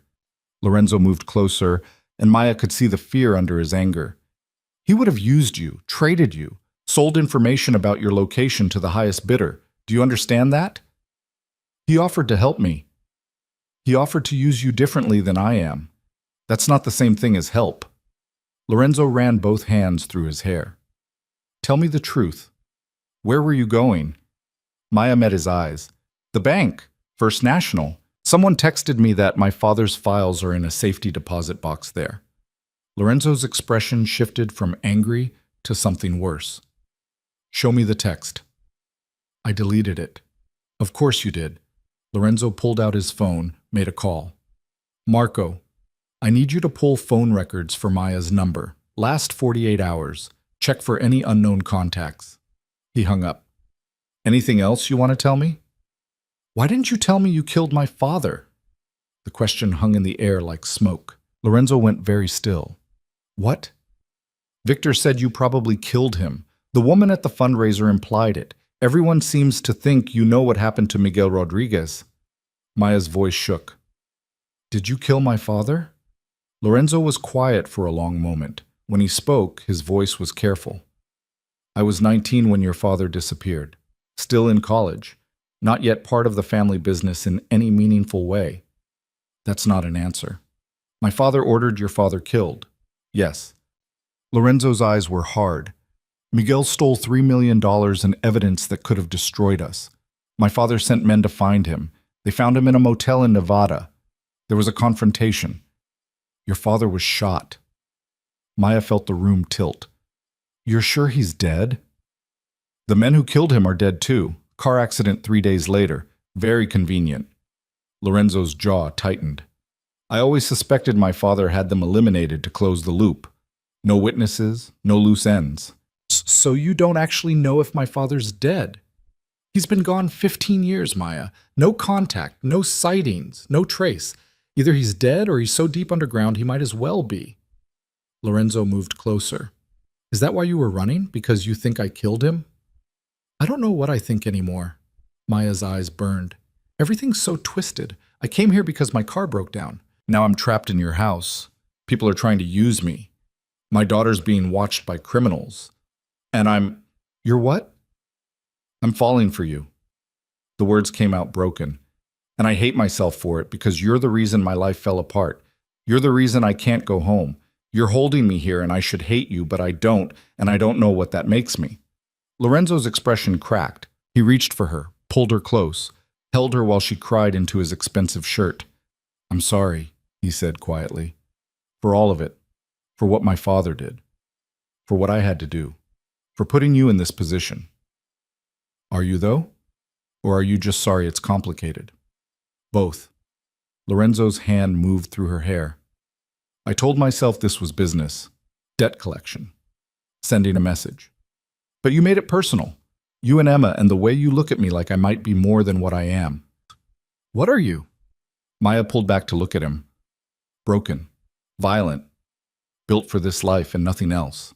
Lorenzo's thumb brushed her cheek. But around you, I remember what it felt like to want something different. What do you want? You, safe, happy, free from all of this. His voice was raw. Which is why tomorrow we're going to that bank, together. We're getting those files, and then we're going to figure out how to get you out of this mess. Just like that? No, not just like that. It's going to be dangerous and complicated, and probably end badly. Lorenzo kissed her forehead. But I'm done pretending this is just business. You're not collateral anymore, Maya. His phone rang. He pulled it out, looked at the screen, and his expression went cold. What is it? Maya asked. Lorenzo answered the call on speaker. Marco's voice came through, tense and urgent. We have a problem. Someone just grabbed Emma from Mrs. Chen's apartment. Maya's world stopped. What? 10 minutes ago. Black van. Professional job. Mrs. Chen's unconscious but alive. Building security footage shows 3 men, armed, in and out in under 2 minutes. Marco's voice was grim. They left a note. What does it say? Lorenzo demanded.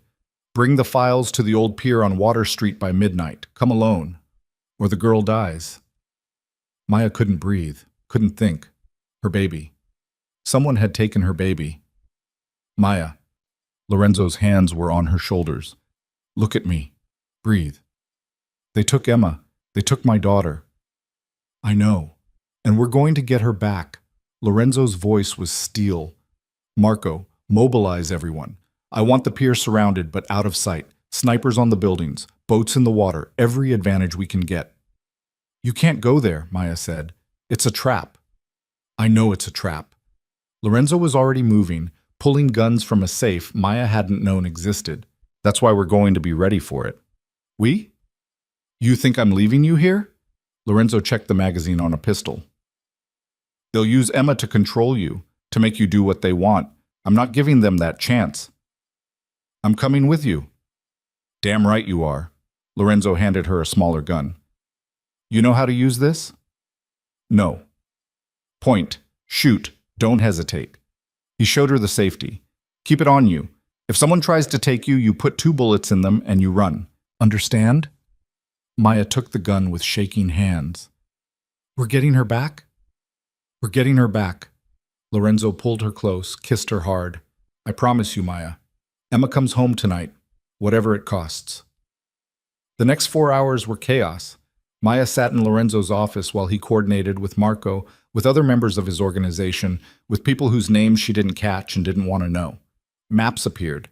Photos of the pier, escape routes, contingency plans. The Russos, Marco said. Has to be them. They're the only ones with resources to pull this off and motivation to use the kid. Or someone hired them to do it, Lorenzo said. Doesn't matter. By tomorrow morning, the people responsible will be dead. His voice was empty when he said it. No anger, no heat, just cold certainty. This was the Lorenzo everyone else knew, the monster who kept his word about consequences. At 11, they left. Maya sat in the SUV between Lorenzo and Marco, the gun heavy in her jacket pocket. Other vehicles followed, more of Lorenzo's men, armed and dangerous and ready for war. Listen to me, Lorenzo said as they drove. Whatever happens at the pier, you stay behind me. You don't expose yourself. You don't try to be a hero. The second we have Emma, Marco's getting both of you out of there. What about you? I'll be fine.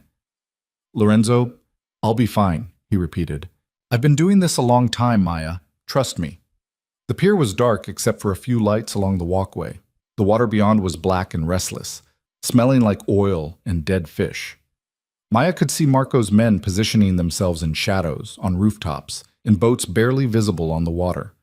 An army preparing for battle. At midnight exactly, headlights appeared. A black van pulled onto the pier, stopped 50 feet away. The side door opened and 2 men got out, dragging a third person between them. Emma. Maya's heart shattered. Her daughter was crying, scared, struggling against the men holding her. She looked so small, so breakable. Easy, Lorenzo murmured, his hand on Maya's arm. We get her back, but we do it smart. One of the men stepped forward. Maya recognized him from the poker game. Dimitri, the one who'd cornered her in the bathroom. Salvatore, Dmitri called. You bring the files? Let the girl go first, Lorenzo shouted back. That's not how this works. Files first, then the kid. I don't have them yet. They're in a bank, safety deposit box. Lorenzo's voice was steady. Let Emma go, and I'll get them tomorrow. You have my word. Dmitri laughed. Your word? The word of a man who'd kill a 5-year-old's grandfather? That word?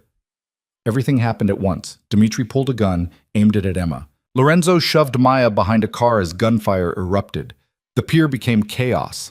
Lorenzo's men shooting from cover, the van's occupants returning fire, Emma screaming in the middle of it all.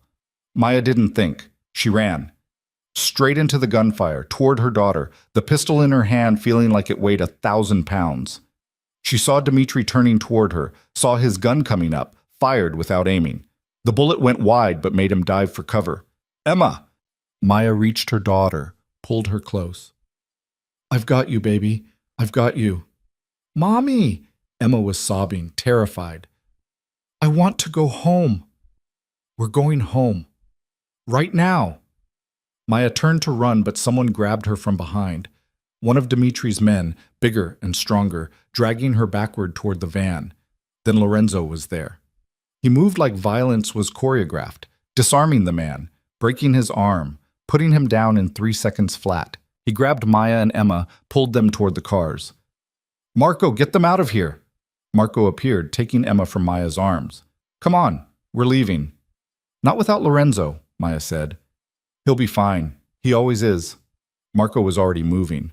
Cars this way. Maya looked back. Lorenzo was still on the pier, surrounded by gunfire and smoke and men trying to kill him. He was fighting like he'd been born for it. Efficient, brutal, unstoppable. But there were so many of them. Lorenzo!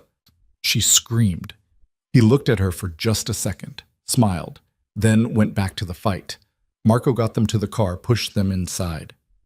The driver took off before the door was fully closed, tires screaming on the wet pavement. Maya held Emma tight, her daughter's tears soaking through her shirt. It's okay, baby. You're okay. I've got you. Those men were scary, Mommy. I know, but they can't hurt you now. You're safe. Behind them, the gunfire continued. Maya looked out the back window, saw muzzle flashes on the pier, heard explosions that might have been grenades or cars exploding. The pier was a war zone, and Lorenzo was still there. They drove straight to the hospital, Lorenzo's hospital, the one where he had doctors on payroll who didn't ask questions. Emma was checked over, given juice and cookies, treated like she'd just had a bad dream instead of being kidnapped by criminals. Maya sat beside her daughter's bed, holding her hand, trying not to fall apart. Emma finally fell asleep around 2 a.m, exhausted from crying. Maya kept vigil, watching her breathe, making sure she was real. Marco appeared in the doorway at 3. He's on his way, Marco said quietly. It's done. What's done? All of them. The men who took Emma. The people who hired them. Lorenzo made sure they understood the cost of touching what's his. Marco's expression was grim. It wasn't pretty. Is he hurt? He's been shot twice, stabbed once, probably has a concussion, but he's alive and functional, which is more than I can say for the other guys. Marco pulled up a chair. He asked me to tell you something. What? That you should have stayed in the car, that you're crazy for running into gunfire, and that you're braver than anyone he's ever met. Marco's voice softened. He also said to tell you he's sorry, for all of it, for bringing this violence into your life, into Emma's. It's not his fault. My father started this. Maybe, but Lorenzo chose to use you to settle the debt. That's on him. Marco looked at Emma sleeping. He's had people looking for those files all night. The bank opens at 9. We're going in with a full team, getting whatever's in that box and ending this. What if it's empty? What if the files aren't there? Then we keep looking. But one way or another, this ends. Lorenzo's made that very clear. Maya nodded, too tired to argue. She leaned back in the uncomfortable hospital chair and closed her eyes. Lorenzo arrived at dawn, looking like he'd been through a war. Blood on his clothes, bruises darkening his face, moving like everything hurt. But he was alive. He stood in the doorway looking at Emma sleeping, at Maya keeping watch, and something in his expression broke. I'm sorry, he he said quietly. You already apologized. I'll keep apologizing until it means something. Lorenzo moved into the room slowly, like he was afraid he might wake Emma. I should have had more guards, should have anticipated this, should have what? Predicted the future? Maya stood, moved to him. You saved her. You saved both of us. After putting you in danger in the first place. My father did that. Maya paused. You just became something I didn't expect. What's that? Someone I trust. She reached up, touched his face gently, careful of the bruises. Someone I love. Lorenzo's eyes widened. Maya. I know it's stupid. I know it's probably trauma or Stockholm syndrome or whatever. But I love you, and I'm tired of pretending I don't. Maya's voice was steady. After we get those files, after this is over, I need to know. Is there an us? Or am I just a problem you're solving? Lorenzo pulled her close, despite the pain it probably caused him. There's an us.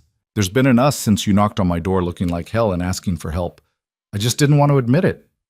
And now? Now I'm admitting it. You and Emma, you're mine. And I protect what's mine. He kissed her softly. After today, everything changes. I promise you that. Emma stirred in the bed, blinked awake, saw Lorenzo and smiled. Mr. Salvatore, you look like you got in a fight. I did, but I won. Lorenzo smiled back. How are you feeling, brave girl? Okay. The cookies here are good. Emma sat up. Are you and Mommy boyfriend and girlfriend now? Lorenzo looked at Maya. Maya looked at Emma. Yeah, baby, Maya said.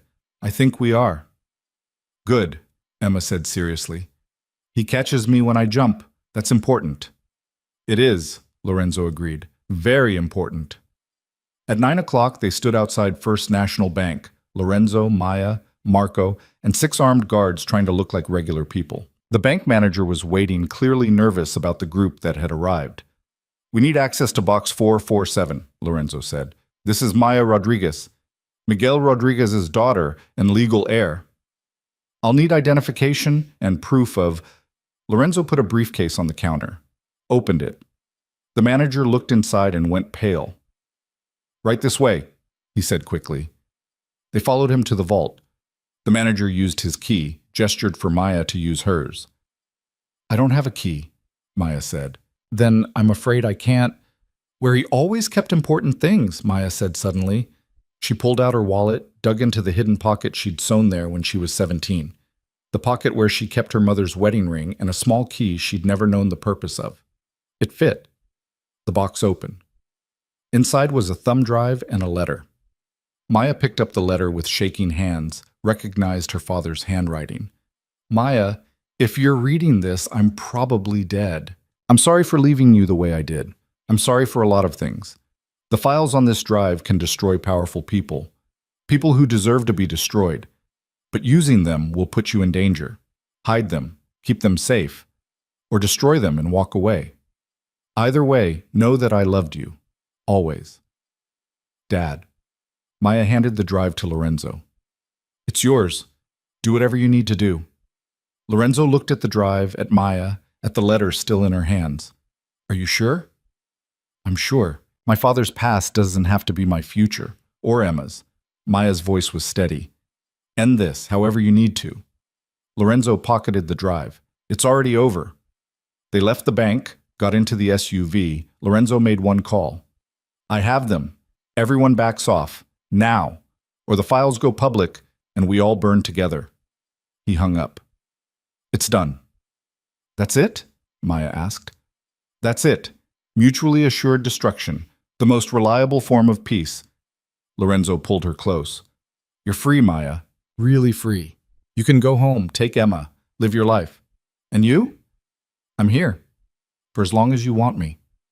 Maya thought about her apartment, about her old life, about going back to nursing and struggling and being invisible. Then she thought about Emma laughing while Lorenzo caught her, about dinners in expensive dining rooms, about being seen and protected and loved by a man who'd burned the world down to keep her safe.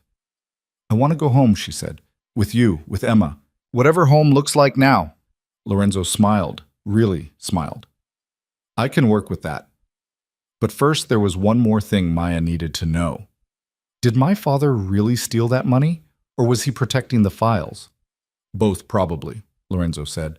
The money was a distraction, something to make my father focus on the theft instead of the evidence. Your father was smart.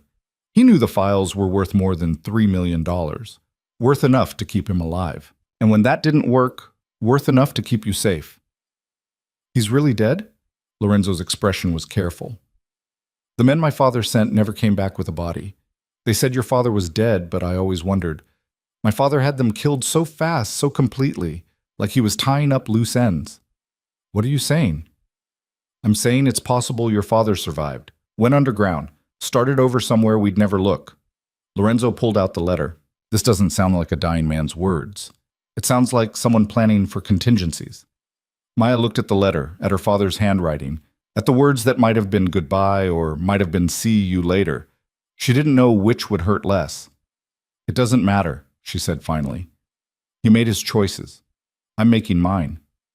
And what choice is that? You, Maya said. Emma. A life that's complicated and dangerous and probably stupid, but it's mine. We'll figure the rest out as we go. Lorenzo kissed her there in the back of the SUV, while Marco pretended not to notice, and armed guards kept watch, and the city moved around them like nothing had changed. But everything had changed, and there was no going back now.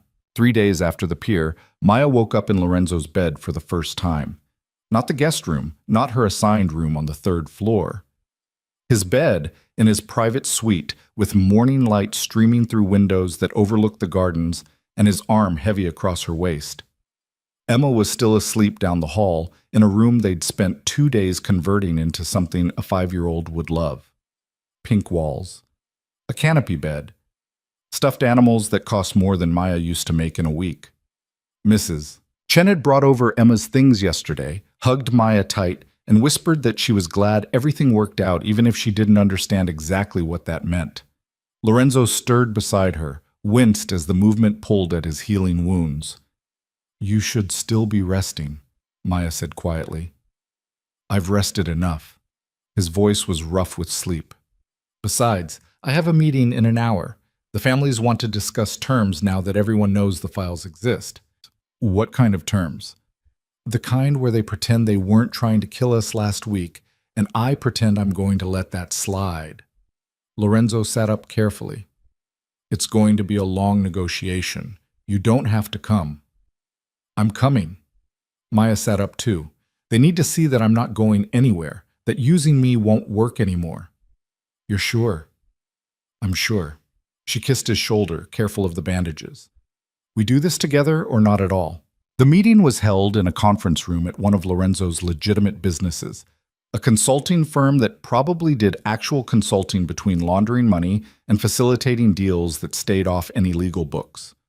The table was mahogany, the chairs were leather, everything looked respectable except for the men sitting in them. Maya recognized most of them from the fundraiser or from Sophia's lessons. The Russos, the Castellanos, the Blacks, representatives from families whose names she'd learned to recognize and fear, all of them watching her with expressions that ranged from curious to hostile. Lorenzo sat at the head of the table with Maya beside him. Marco stood behind them, along with 2 other guards. The message was clear. This was Lorenzo's meeting, Lorenzo's territory, Lorenzo's rules. Gentlemen, Lorenzo said, thank you for coming. I believe we have matters to discuss. You have matters to explain, someone said. One of the Russos, older, scarred. 3 of my men are dead. You attacked a sanctioned operation. Your men kidnapped a 5-year-old child, Lorenzo said flatly. There's nothing sanctioned about that. And if you think I'm going to apologize for defending what's mine, you don't know me very well. The girl was leverage, business. The girl is off limits. That's the new rule. Children are not leverage, not collateral, not business. Lorenzo's voice was ice. Anyone who violates that rule answers to me personally. Are we clear? Silence around the table. Then Victor Castellano leaned forward. And Miss Rodriguez? Is she off limits too? She's family, Lorenzo said, which means yes. Touching her is the same as touching me. Family, Victor smiled. That's quite a promotion from collateral. Circumstances changed. I'll say. Victor looked at Maya. No hard feelings about the car ride, I hope. I was merely offering options. Options that would have gotten her killed, Lorenzo said. Let's be clear about what you were really offering, Victor. You wanted the files. You wanted to use Maya to get them. And when she was no longer useful, you would have disposed of her like everyone else in this room would have. That's a harsh accusation, another man said. One of the blacks, younger, wearing a suit that screamed new money, trying to look old. It's the truth. Lorenzo pulled out the thumb drive, set it on the table. Every eye in the room locked onto it. This is what you all want. Evidence of crimes, payoffs, murders. Enough to put everyone in this room away for life. Plus their associates, their families, their entire organizations. Then why haven't you used it? The Russo demanded. Because I'm not stupid. The moment I release this information, I destroy myself along with everyone else. My father's crimes are on here too, his deals, his murders, everything. Lorenzo leaned back. But I'm willing to make copies. Give each family their own insurance. Mutually assured destruction. Nobody can move against anyone else without bringing everyone down. That's insane, Victor said. That's peace, Lorenzo corrected. Real peace. Not the temporary kind we've had for years where everyone's waiting for an opening. This is permanent. None of us can afford to go to war because we're all holding nuclear weapons. The room erupted in argument. Voices talking over each other, accusations flying, threats being made. Maya sat quietly, watching Lorenzo control the chaos with nothing but his presence. He let them argue for exactly 3 minutes. Then he stood. Enough. His voice cut through the noise. Here's what's going to happen. Each of you gets a copy of the files relevant to your organization. Nothing about the others. Just your dirt. You keep it safe. You don't use it unless someone moves against you first. And in return, we all agree. No more attacks. No more kidnappings. No more using family members as leverage. We run our businesses. We avoid each other's territories. And we stop acting like animals. And if someone breaks the rules, the black representative asked, then everyone else destroys them. Lorenzo looked around the table. I'll release everything I have on whoever breaks the peace, and I expect you all to do the same. That's the deal. Take it or leave it. More silence. Then, slowly, one by one, the men at the table nodded. I'll need time to verify the files are real, Victor said. You have 24 hours. Marco will provide copies. Lorenzo picked up the original drive. After that, we're done. The debt Miguel Rodriguez owed is settled. His daughter is under my protection, and anyone who has a problem with that can take it up with me personally. The meeting ended. Maya walked out beside Lorenzo, feeling like she'd just witnessed something historical. A war ending not with violence, but with the threat of mutual destruction. Did that actually just work? She asked once they were in the car. We'll see. Give it a week. If nobody's tried to kill us by then, it worked. Lorenzo pulled her close. Either way, you're safe now. That's what matters. But safety turned out to be relative. That night, while Lorenzo was on a call and Emma was watching cartoons, Maya's phone rang. Unknown number. She almost didn't answer. Then something made her pick up. Hello? Maya. The voice was familiar, impossibly familiar. It's me. Her father. Maya's knees went weak. She sat down hard on the nearest chair. That's not possible. I know. I'm sorry. I'm so sorry for everything. Miguel Rodriguez sounded older, tired. I've been following what happened. The kidnapping, the files, Lorenzo. I couldn't stay silent anymore. You've been alive this whole time? Maya's voice shook. All these years you've been alive and you never... I couldn't contact you. It wasn't safe. The people looking for me would have used you to find me, would have hurt you to make me come out of hiding. Miguel's voice cracked. I've been living in South America. New name, new life. But I've been watching, making sure you were okay. I thought you were dead. Mom died thinking you abandoned us. I know, and I'll carry that forever. But I need you to understand, what I stole from the Salvatores wasn't just about money. It was about survival. They were going to kill me for something I witnessed, something I couldn't unknow, so I took the evidence and I ran. And left me to deal with it 15 years later. I never thought they'd find you. You changed your name, moved across the country, built a different life. I thought you were safe. Miguel paused. But Lorenzo found you anyway. And now I need to know, are you safe? Really safe? Or do I need to come back? Maya looked toward the living room where Emma was laughing at something on TV. Thought about Lorenzo upstairs making plans to protect his empire and her along with it. Thought about the life she'd built in the past month. Complicated, dangerous, but hers. I'm safe, she said. Lorenzo's not what you think. He's not his father. He's still a criminal, Maya. So were you. The words came out harder than she meant them. You stole from them. You killed people. I read the files, Dad. I know what you did. Silence on the other end. Then, I did what I had to do to survive, just like you're doing now. I'm not just surviving, I'm living. I have Emma. I have Lorenzo. I have a life that's mine. Maya's throat was tight. And I'm not giving that up. Not for you. Not for anyone.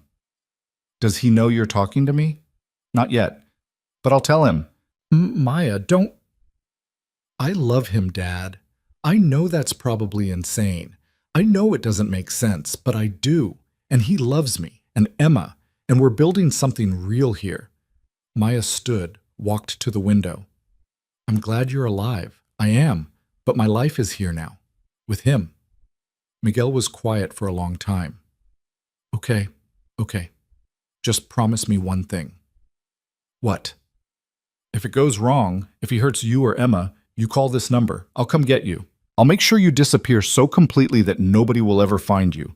Miguel's voice was fierce. I failed you once. I won't do it again. Okay, Maya said. I promise. She hung up, stood there shaking until Lorenzo found her. Who was that? He asked. My father. He's alive. Lorenzo's expression went carefully blank. Where is he? South America somewhere. He didn't say exactly where. Maya turned to face him. He wanted to make sure I was safe, that you weren't hurting me.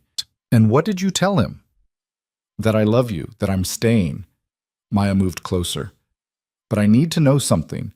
If you'd known he was alive, would you have killed him? Lorenzo didn't answer right away. When he did, his voice was honest. A month ago, yes, absolutely, without hesitation. And now? Now I'm standing here with his daughter in my arms, his granddaughter in my house, trying to figure out how to be something other than what my father made me. Lorenzo cupped her face. So no, I wouldn't kill him, but I'd want to, for what he put you through, for the pain he caused. He did what he thought he had to do. So did I when I trapped you here. Lorenzo's thumb brushed her cheek. We're all just trying to survive our father's mistakes. Then let's stop surviving and start living. Maya kissed him. No more debts, no more revenge, just us, our family. Whatever that looks like. I can try. Lorenzo pulled her close. For you, I can try. The weeks that followed were strange and wonderful and occasionally terrifying. Lorenzo kept his word about the files, gave copies to each family, maintained the peace through fear of mutual destruction. It worked. Mostly. There were still tensions, still moments where violence felt inevitable, but it never quite boiled over. Maya went back to nursing, but part-time now, at a clinic Lorenzo funded that served people who couldn't afford regular health care. It felt good to save lives again, to be someone other than Lorenzo Salvatore's partner, to remember who she'd been before everything changed. Emma started at a new school, one with security that would make the Secret Service jealous, but looked like a regular private academy. She made friends, had playdates supervised by armed guards pretending to be regular parents, came home talking about art class and recess, and the boy who'd tried to kiss her cheek and gotten shoved for his trouble. She's tough, Lorenzo said one night, watching Emma demonstrate a self-defense move Marco had taught her. Like her mother. She's 5, Maya said. She shouldn't need to know self-defense. Probably not, but she's growing up in my world. Better she knows how to protect herself. Lorenzo pulled Maya onto his lap. Besides, Marco says she's a natural, fast learner, good instincts. Great. My daughter's going to grow up to be a crime boss, or a bodyguard, or a lawyer, or whatever she wants. Lorenzo kissed Maya's neck. We're giving her options. That's more than either of us had. It wasn't perfect. There were nights Maya woke up from nightmares about the pier, about Emma screaming, about bullets and blood and losing everything. There were arguments when Lorenzo's world crashed into hers in ways she couldn't ignore. There were moments when she questioned whether this was really the life she wanted. But then Lorenzo would catch Emma when she jumped off increasingly dangerous heights. Or he'd show up at the clinic with lunch when Maya forgot to eat. Or he'd hold Maya through the nightmares and promise that nothing would hurt her again. And she'd remember why she stayed. 2 months after the files deal, on a Saturday morning that felt almost normal, Lorenzo asked Maya to marry him. They were in the kitchen, the actual kitchen, not the formal dining room, making pancakes with Emma, flour everywhere. Emma covered in syrup, Lorenzo attempting to flip a pancake and failing spectacularly. "This is harder than it looks," he said, staring at the pancake that had landed half on the pan, half on the stove. "That's because you're doing it wrong," Emma informed him. "You have to use the flipper thing." "The spatula."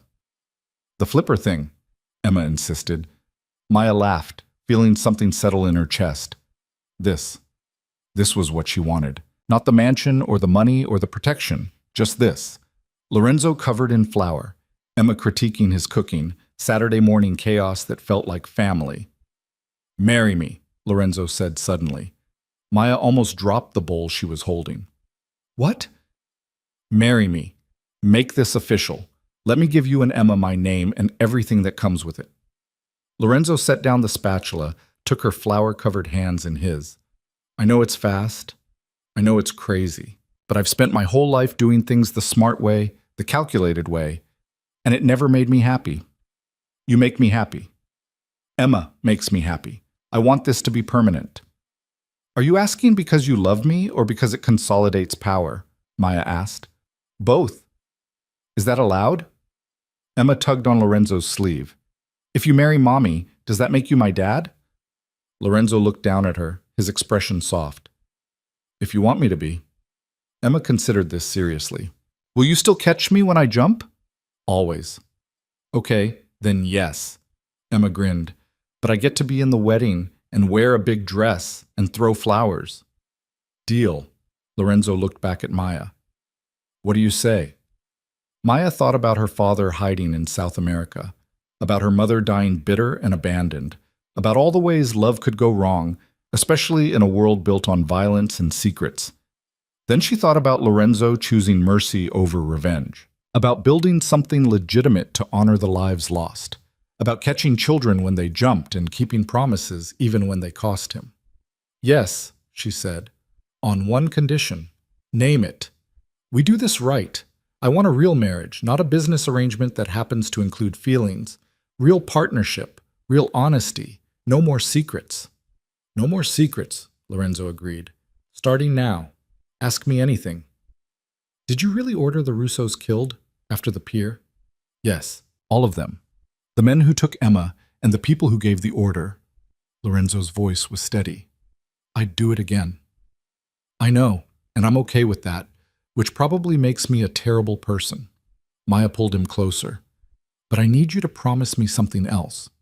"What?" "We find a way out, maybe not today, maybe not this year, but eventually we transition everything to legitimate business. No more violence, no more wars. We build something Emma can be proud of."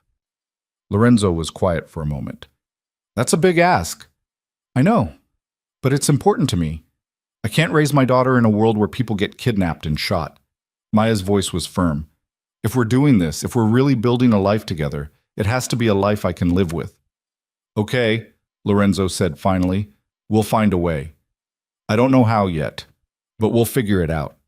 Promise?" "I promise." He kissed her, tasting like syrup and flour and new beginnings. "Now can we finish these pancakes before Emma eats all the batter?" "I'm not eating it," Emma protested, chocolate chips smeared around her mouth. "I'm taste testing." They got married 3 months later in the garden behind the house. Small ceremony, just family and the people who mattered. Marco stood as best man. Sophia helped Maya pick a dress that was beautiful without being flashy. Emma wore pink and took her flower girl duties so seriously that she corrected the photographer on proper petal distribution. Miguel didn't come. Maya had called to invite him, but he'd said it was safer if he stayed away. That showing up might bring attention neither of them wanted. She understood. Didn't mean it didn't hurt. But Lorenzo's family filled the empty spaces. People who'd been strangers 2 months ago now felt like actual relatives. Marco's sister flew in from her safe house and told embarrassing stories about Lorenzo as a teenager. Older members of the organization showed up to pay respects, their presence a sign that this marriage meant something in their world. When Lorenzo said his vows, his voice was steady. I promise to protect you and Emma with everything I have, to build the life you deserve, to be the man you see when you look at me instead of the monster everyone else knows. I can't promise perfect, but I can promise real. Maya's vows were simpler. I promise to stay, to fight for this, to remind you every day that you're more than your father's legacy, and to love you through whatever comes next. They kissed while Emma cheered and Marco whistled and Sophia dabbed at her eyes pretending it was allergies. The reception was in the ballroom they'd converted into something less intimidating. Real food instead of fancy nonsense. Music that made people dance instead of just stand around looking sophisticated. Emma fell asleep on Lorenzo's shoulder around 9, syrup sticky and happy. She's going to be impossible tomorrow, Maya said, watching her daughter drool on her new husband's expensive suit. Worth it. Lorenzo adjusted Emma carefully. Should we put her to bed?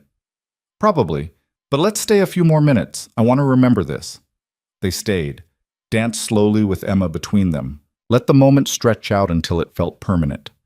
When they finally went upstairs, Lorenzo carried Emma to her room, tucked her in, kissed her forehead. Night, kiddo, he whispered. Night, Dad, Emma mumbled, already half asleep. Lorenzo froze, looked at Maya with an expression she'd never seen before. Vulnerable, overwhelmed, grateful. She called me Dad, he said quietly once they were in the hallway. She did. Is that okay? It's perfect. Lorenzo pulled Maya close. Everything's perfect. It wasn't, of course. Perfect didn't exist in their world. There were still threats, still challenges, still moments when Lorenzo's past came crashing into their present in violent ways. But 6 months after the wedding, Lorenzo made good on his promise. He started transitioning the organization, shutting down illegal operations, moving money into legitimate businesses, cutting ties with people who wouldn't adapt to the new structure. It wasn't easy. There were people who resisted, who thought Lorenzo was going soft, who tried to take advantage of what they saw as weakness. Victor Castellano made a move on one of Lorenzo's territories. Lorenzo responded not with violence, but with lawyers and documentation that proved Victor had been skimming from his own family for years. Victor was gone within a week, exiled by his own people. The blacks tried to restart the drug trade Lorenzo had shut down. Lorenzo bought the building they were using, evicted them, turned it into a community center. When they threatened retaliation, he reminded them about the files, about mutually assured destruction. They backed off. Slowly, painfully, the empire transformed. Not into something innocent, Lorenzo would never be innocent, but into something cleaner, more sustainable, something Emma could inherit someday without it destroying her. Maya went back to nursing full-time, taking a position at the hospital where this had all started. It felt like coming full circle. Every time she drove past the parking lot where her car had broken down, she thought about that night, about knocking on a stranger's door, about how one moment of desperation had changed everything. A year after the wedding, on a Tuesday that felt like any other, Maya came home to find Lorenzo in Emma's room. They were building a blanket fort, arguing about structural integrity. It needs more pillows, Emma insisted. More pillows will make it collapse, Lorenzo said. We need better support beams. They're blankets, not beams. The principle is the same. Maya leaned against the doorframe, watching them. Her daughter, her husband, her improbable family built from debt and violence and a broken-down car. Room for one more? She asked. Always, Lorenzo said, making space. Maya crawled into the fort, settled between them. Emma immediately started explaining the complex rules of the game they were about to play. Lorenzo listened seriously, asking questions like blanket fort protocol was the most important thing in the world. This was the life Miguel had died protecting, the life Lorenzo had killed to defend, the life Maya had chosen despite every reason to run. It wasn't perfect, but it was real, and it was theirs. 2 years after that night at the pier, Lorenzo officially retired from active leadership of the organization. handed control to Marco, who'd proven himself capable of running things the new way. Lorenzo kept a seat on the board, maintained oversight, but stepped back from daily operations. "I want to do something different," he told Maya one night, "something that actually helps people instead of just controlling them." They started a foundation, named it after Lorenzo's mother, who died when he was young and never gotten to see what her son had become. The foundation funded healthcare clinics, job training programs, housing for people transitioning out of prison. Everything Lorenzo's world had destroyed, they now tried to rebuild. Emma grew up knowing her father ran a foundation, not a crime family. Knew her mother saved lives at the hospital. Knew her grandfather had made mistakes but was still alive somewhere, sending cards on birthdays even if he couldn't visit.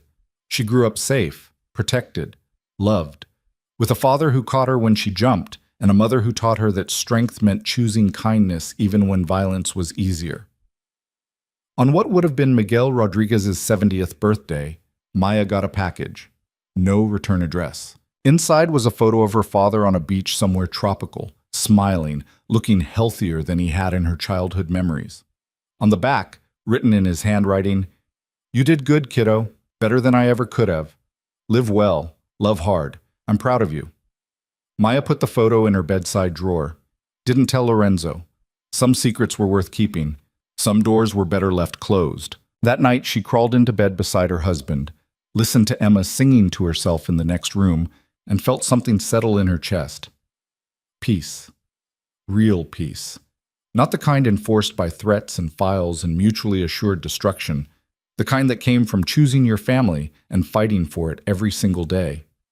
Lorenzo pulled her close. "You okay?" "Yeah, I'm good."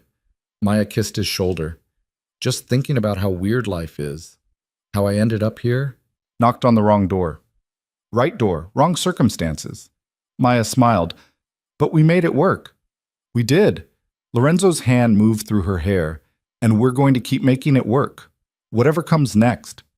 What came next was 10 more years of building and growing and occasionally dealing with threats from people who didn't understand that the old ways were dead. What came next was Emma graduating high school, getting accepted to college, choosing to study social work because she wanted to help people the way her parents had learned to. What came next was Lorenzo's hair going fully gray, Maya's laugh lines deepening, the house filling with memories instead of fear. What came next was a life neither of them had planned, but both of them had fought for. On their 10th anniversary, they went back to that pier. The one where bullets had flown and Emma had screamed and everything had nearly ended. It was different now, cleaned up, turned into a public park with benches and walkways and families fishing off the edge. "Hard to believe this is the same place," Maya said. "It's not really." Lorenzo took her hand. "We rebuilt it, like we rebuilt everything else." "Do you ever regret it? Giving up the power?" "Sometimes. Usually when someone cuts me off in traffic and I can't do anything about it." Lorenzo smiled. "But then I come home to you and Emma, and I remember why I did it. Power's not worth anything if you're alone." Cheesy. True, though.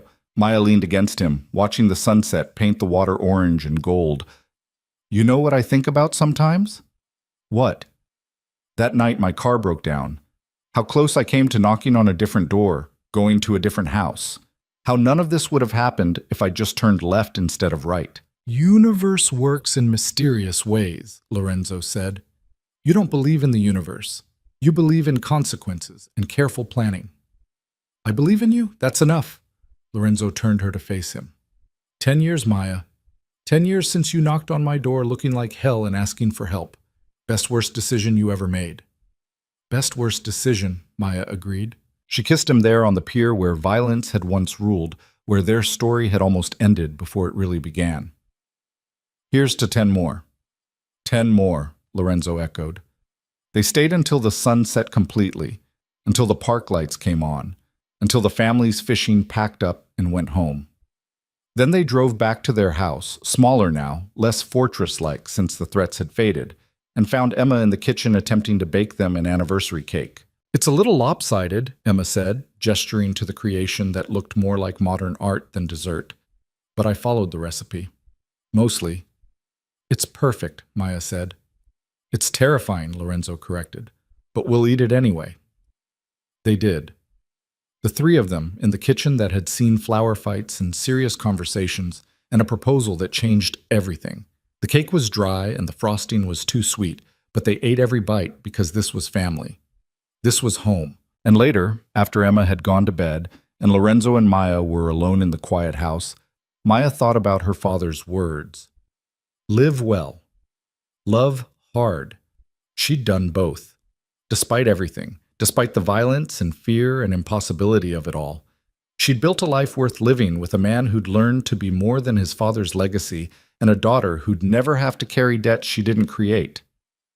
It wasn't the life she'd planned, wasn't the life she'd thought she wanted when she was working those double shifts at the hospital, driving that broken car, barely surviving. But it was better. Messier and more complicated and occasionally terrifying, but better. Real. And as Lorenzo pulled her close and Emma's soft snoring drifted from down the hall, and the house settled into peaceful darkness, Maya realized something she'd never quite put into words before. She was happy, not despite everything that had happened, but because of it. Because that desperate knock on a stranger's door had led to this. To family. To love. To a second chance neither of them had deserved, but both of them had fought for. The debt was paid. The files were buried. The wars were over. And what remained was just life. Beautiful, ordinary, extraordinary life. I love you, Maya whispered into the darkness. I love you too, Lorenzo whispered back. And in that moment, in that house, with that family, everything else fell away. The past didn't matter. The mistakes didn't matter. The violence and fear and impossible circumstances that had brought them together didn't matter. All that mattered was this. Now, them, together. Home.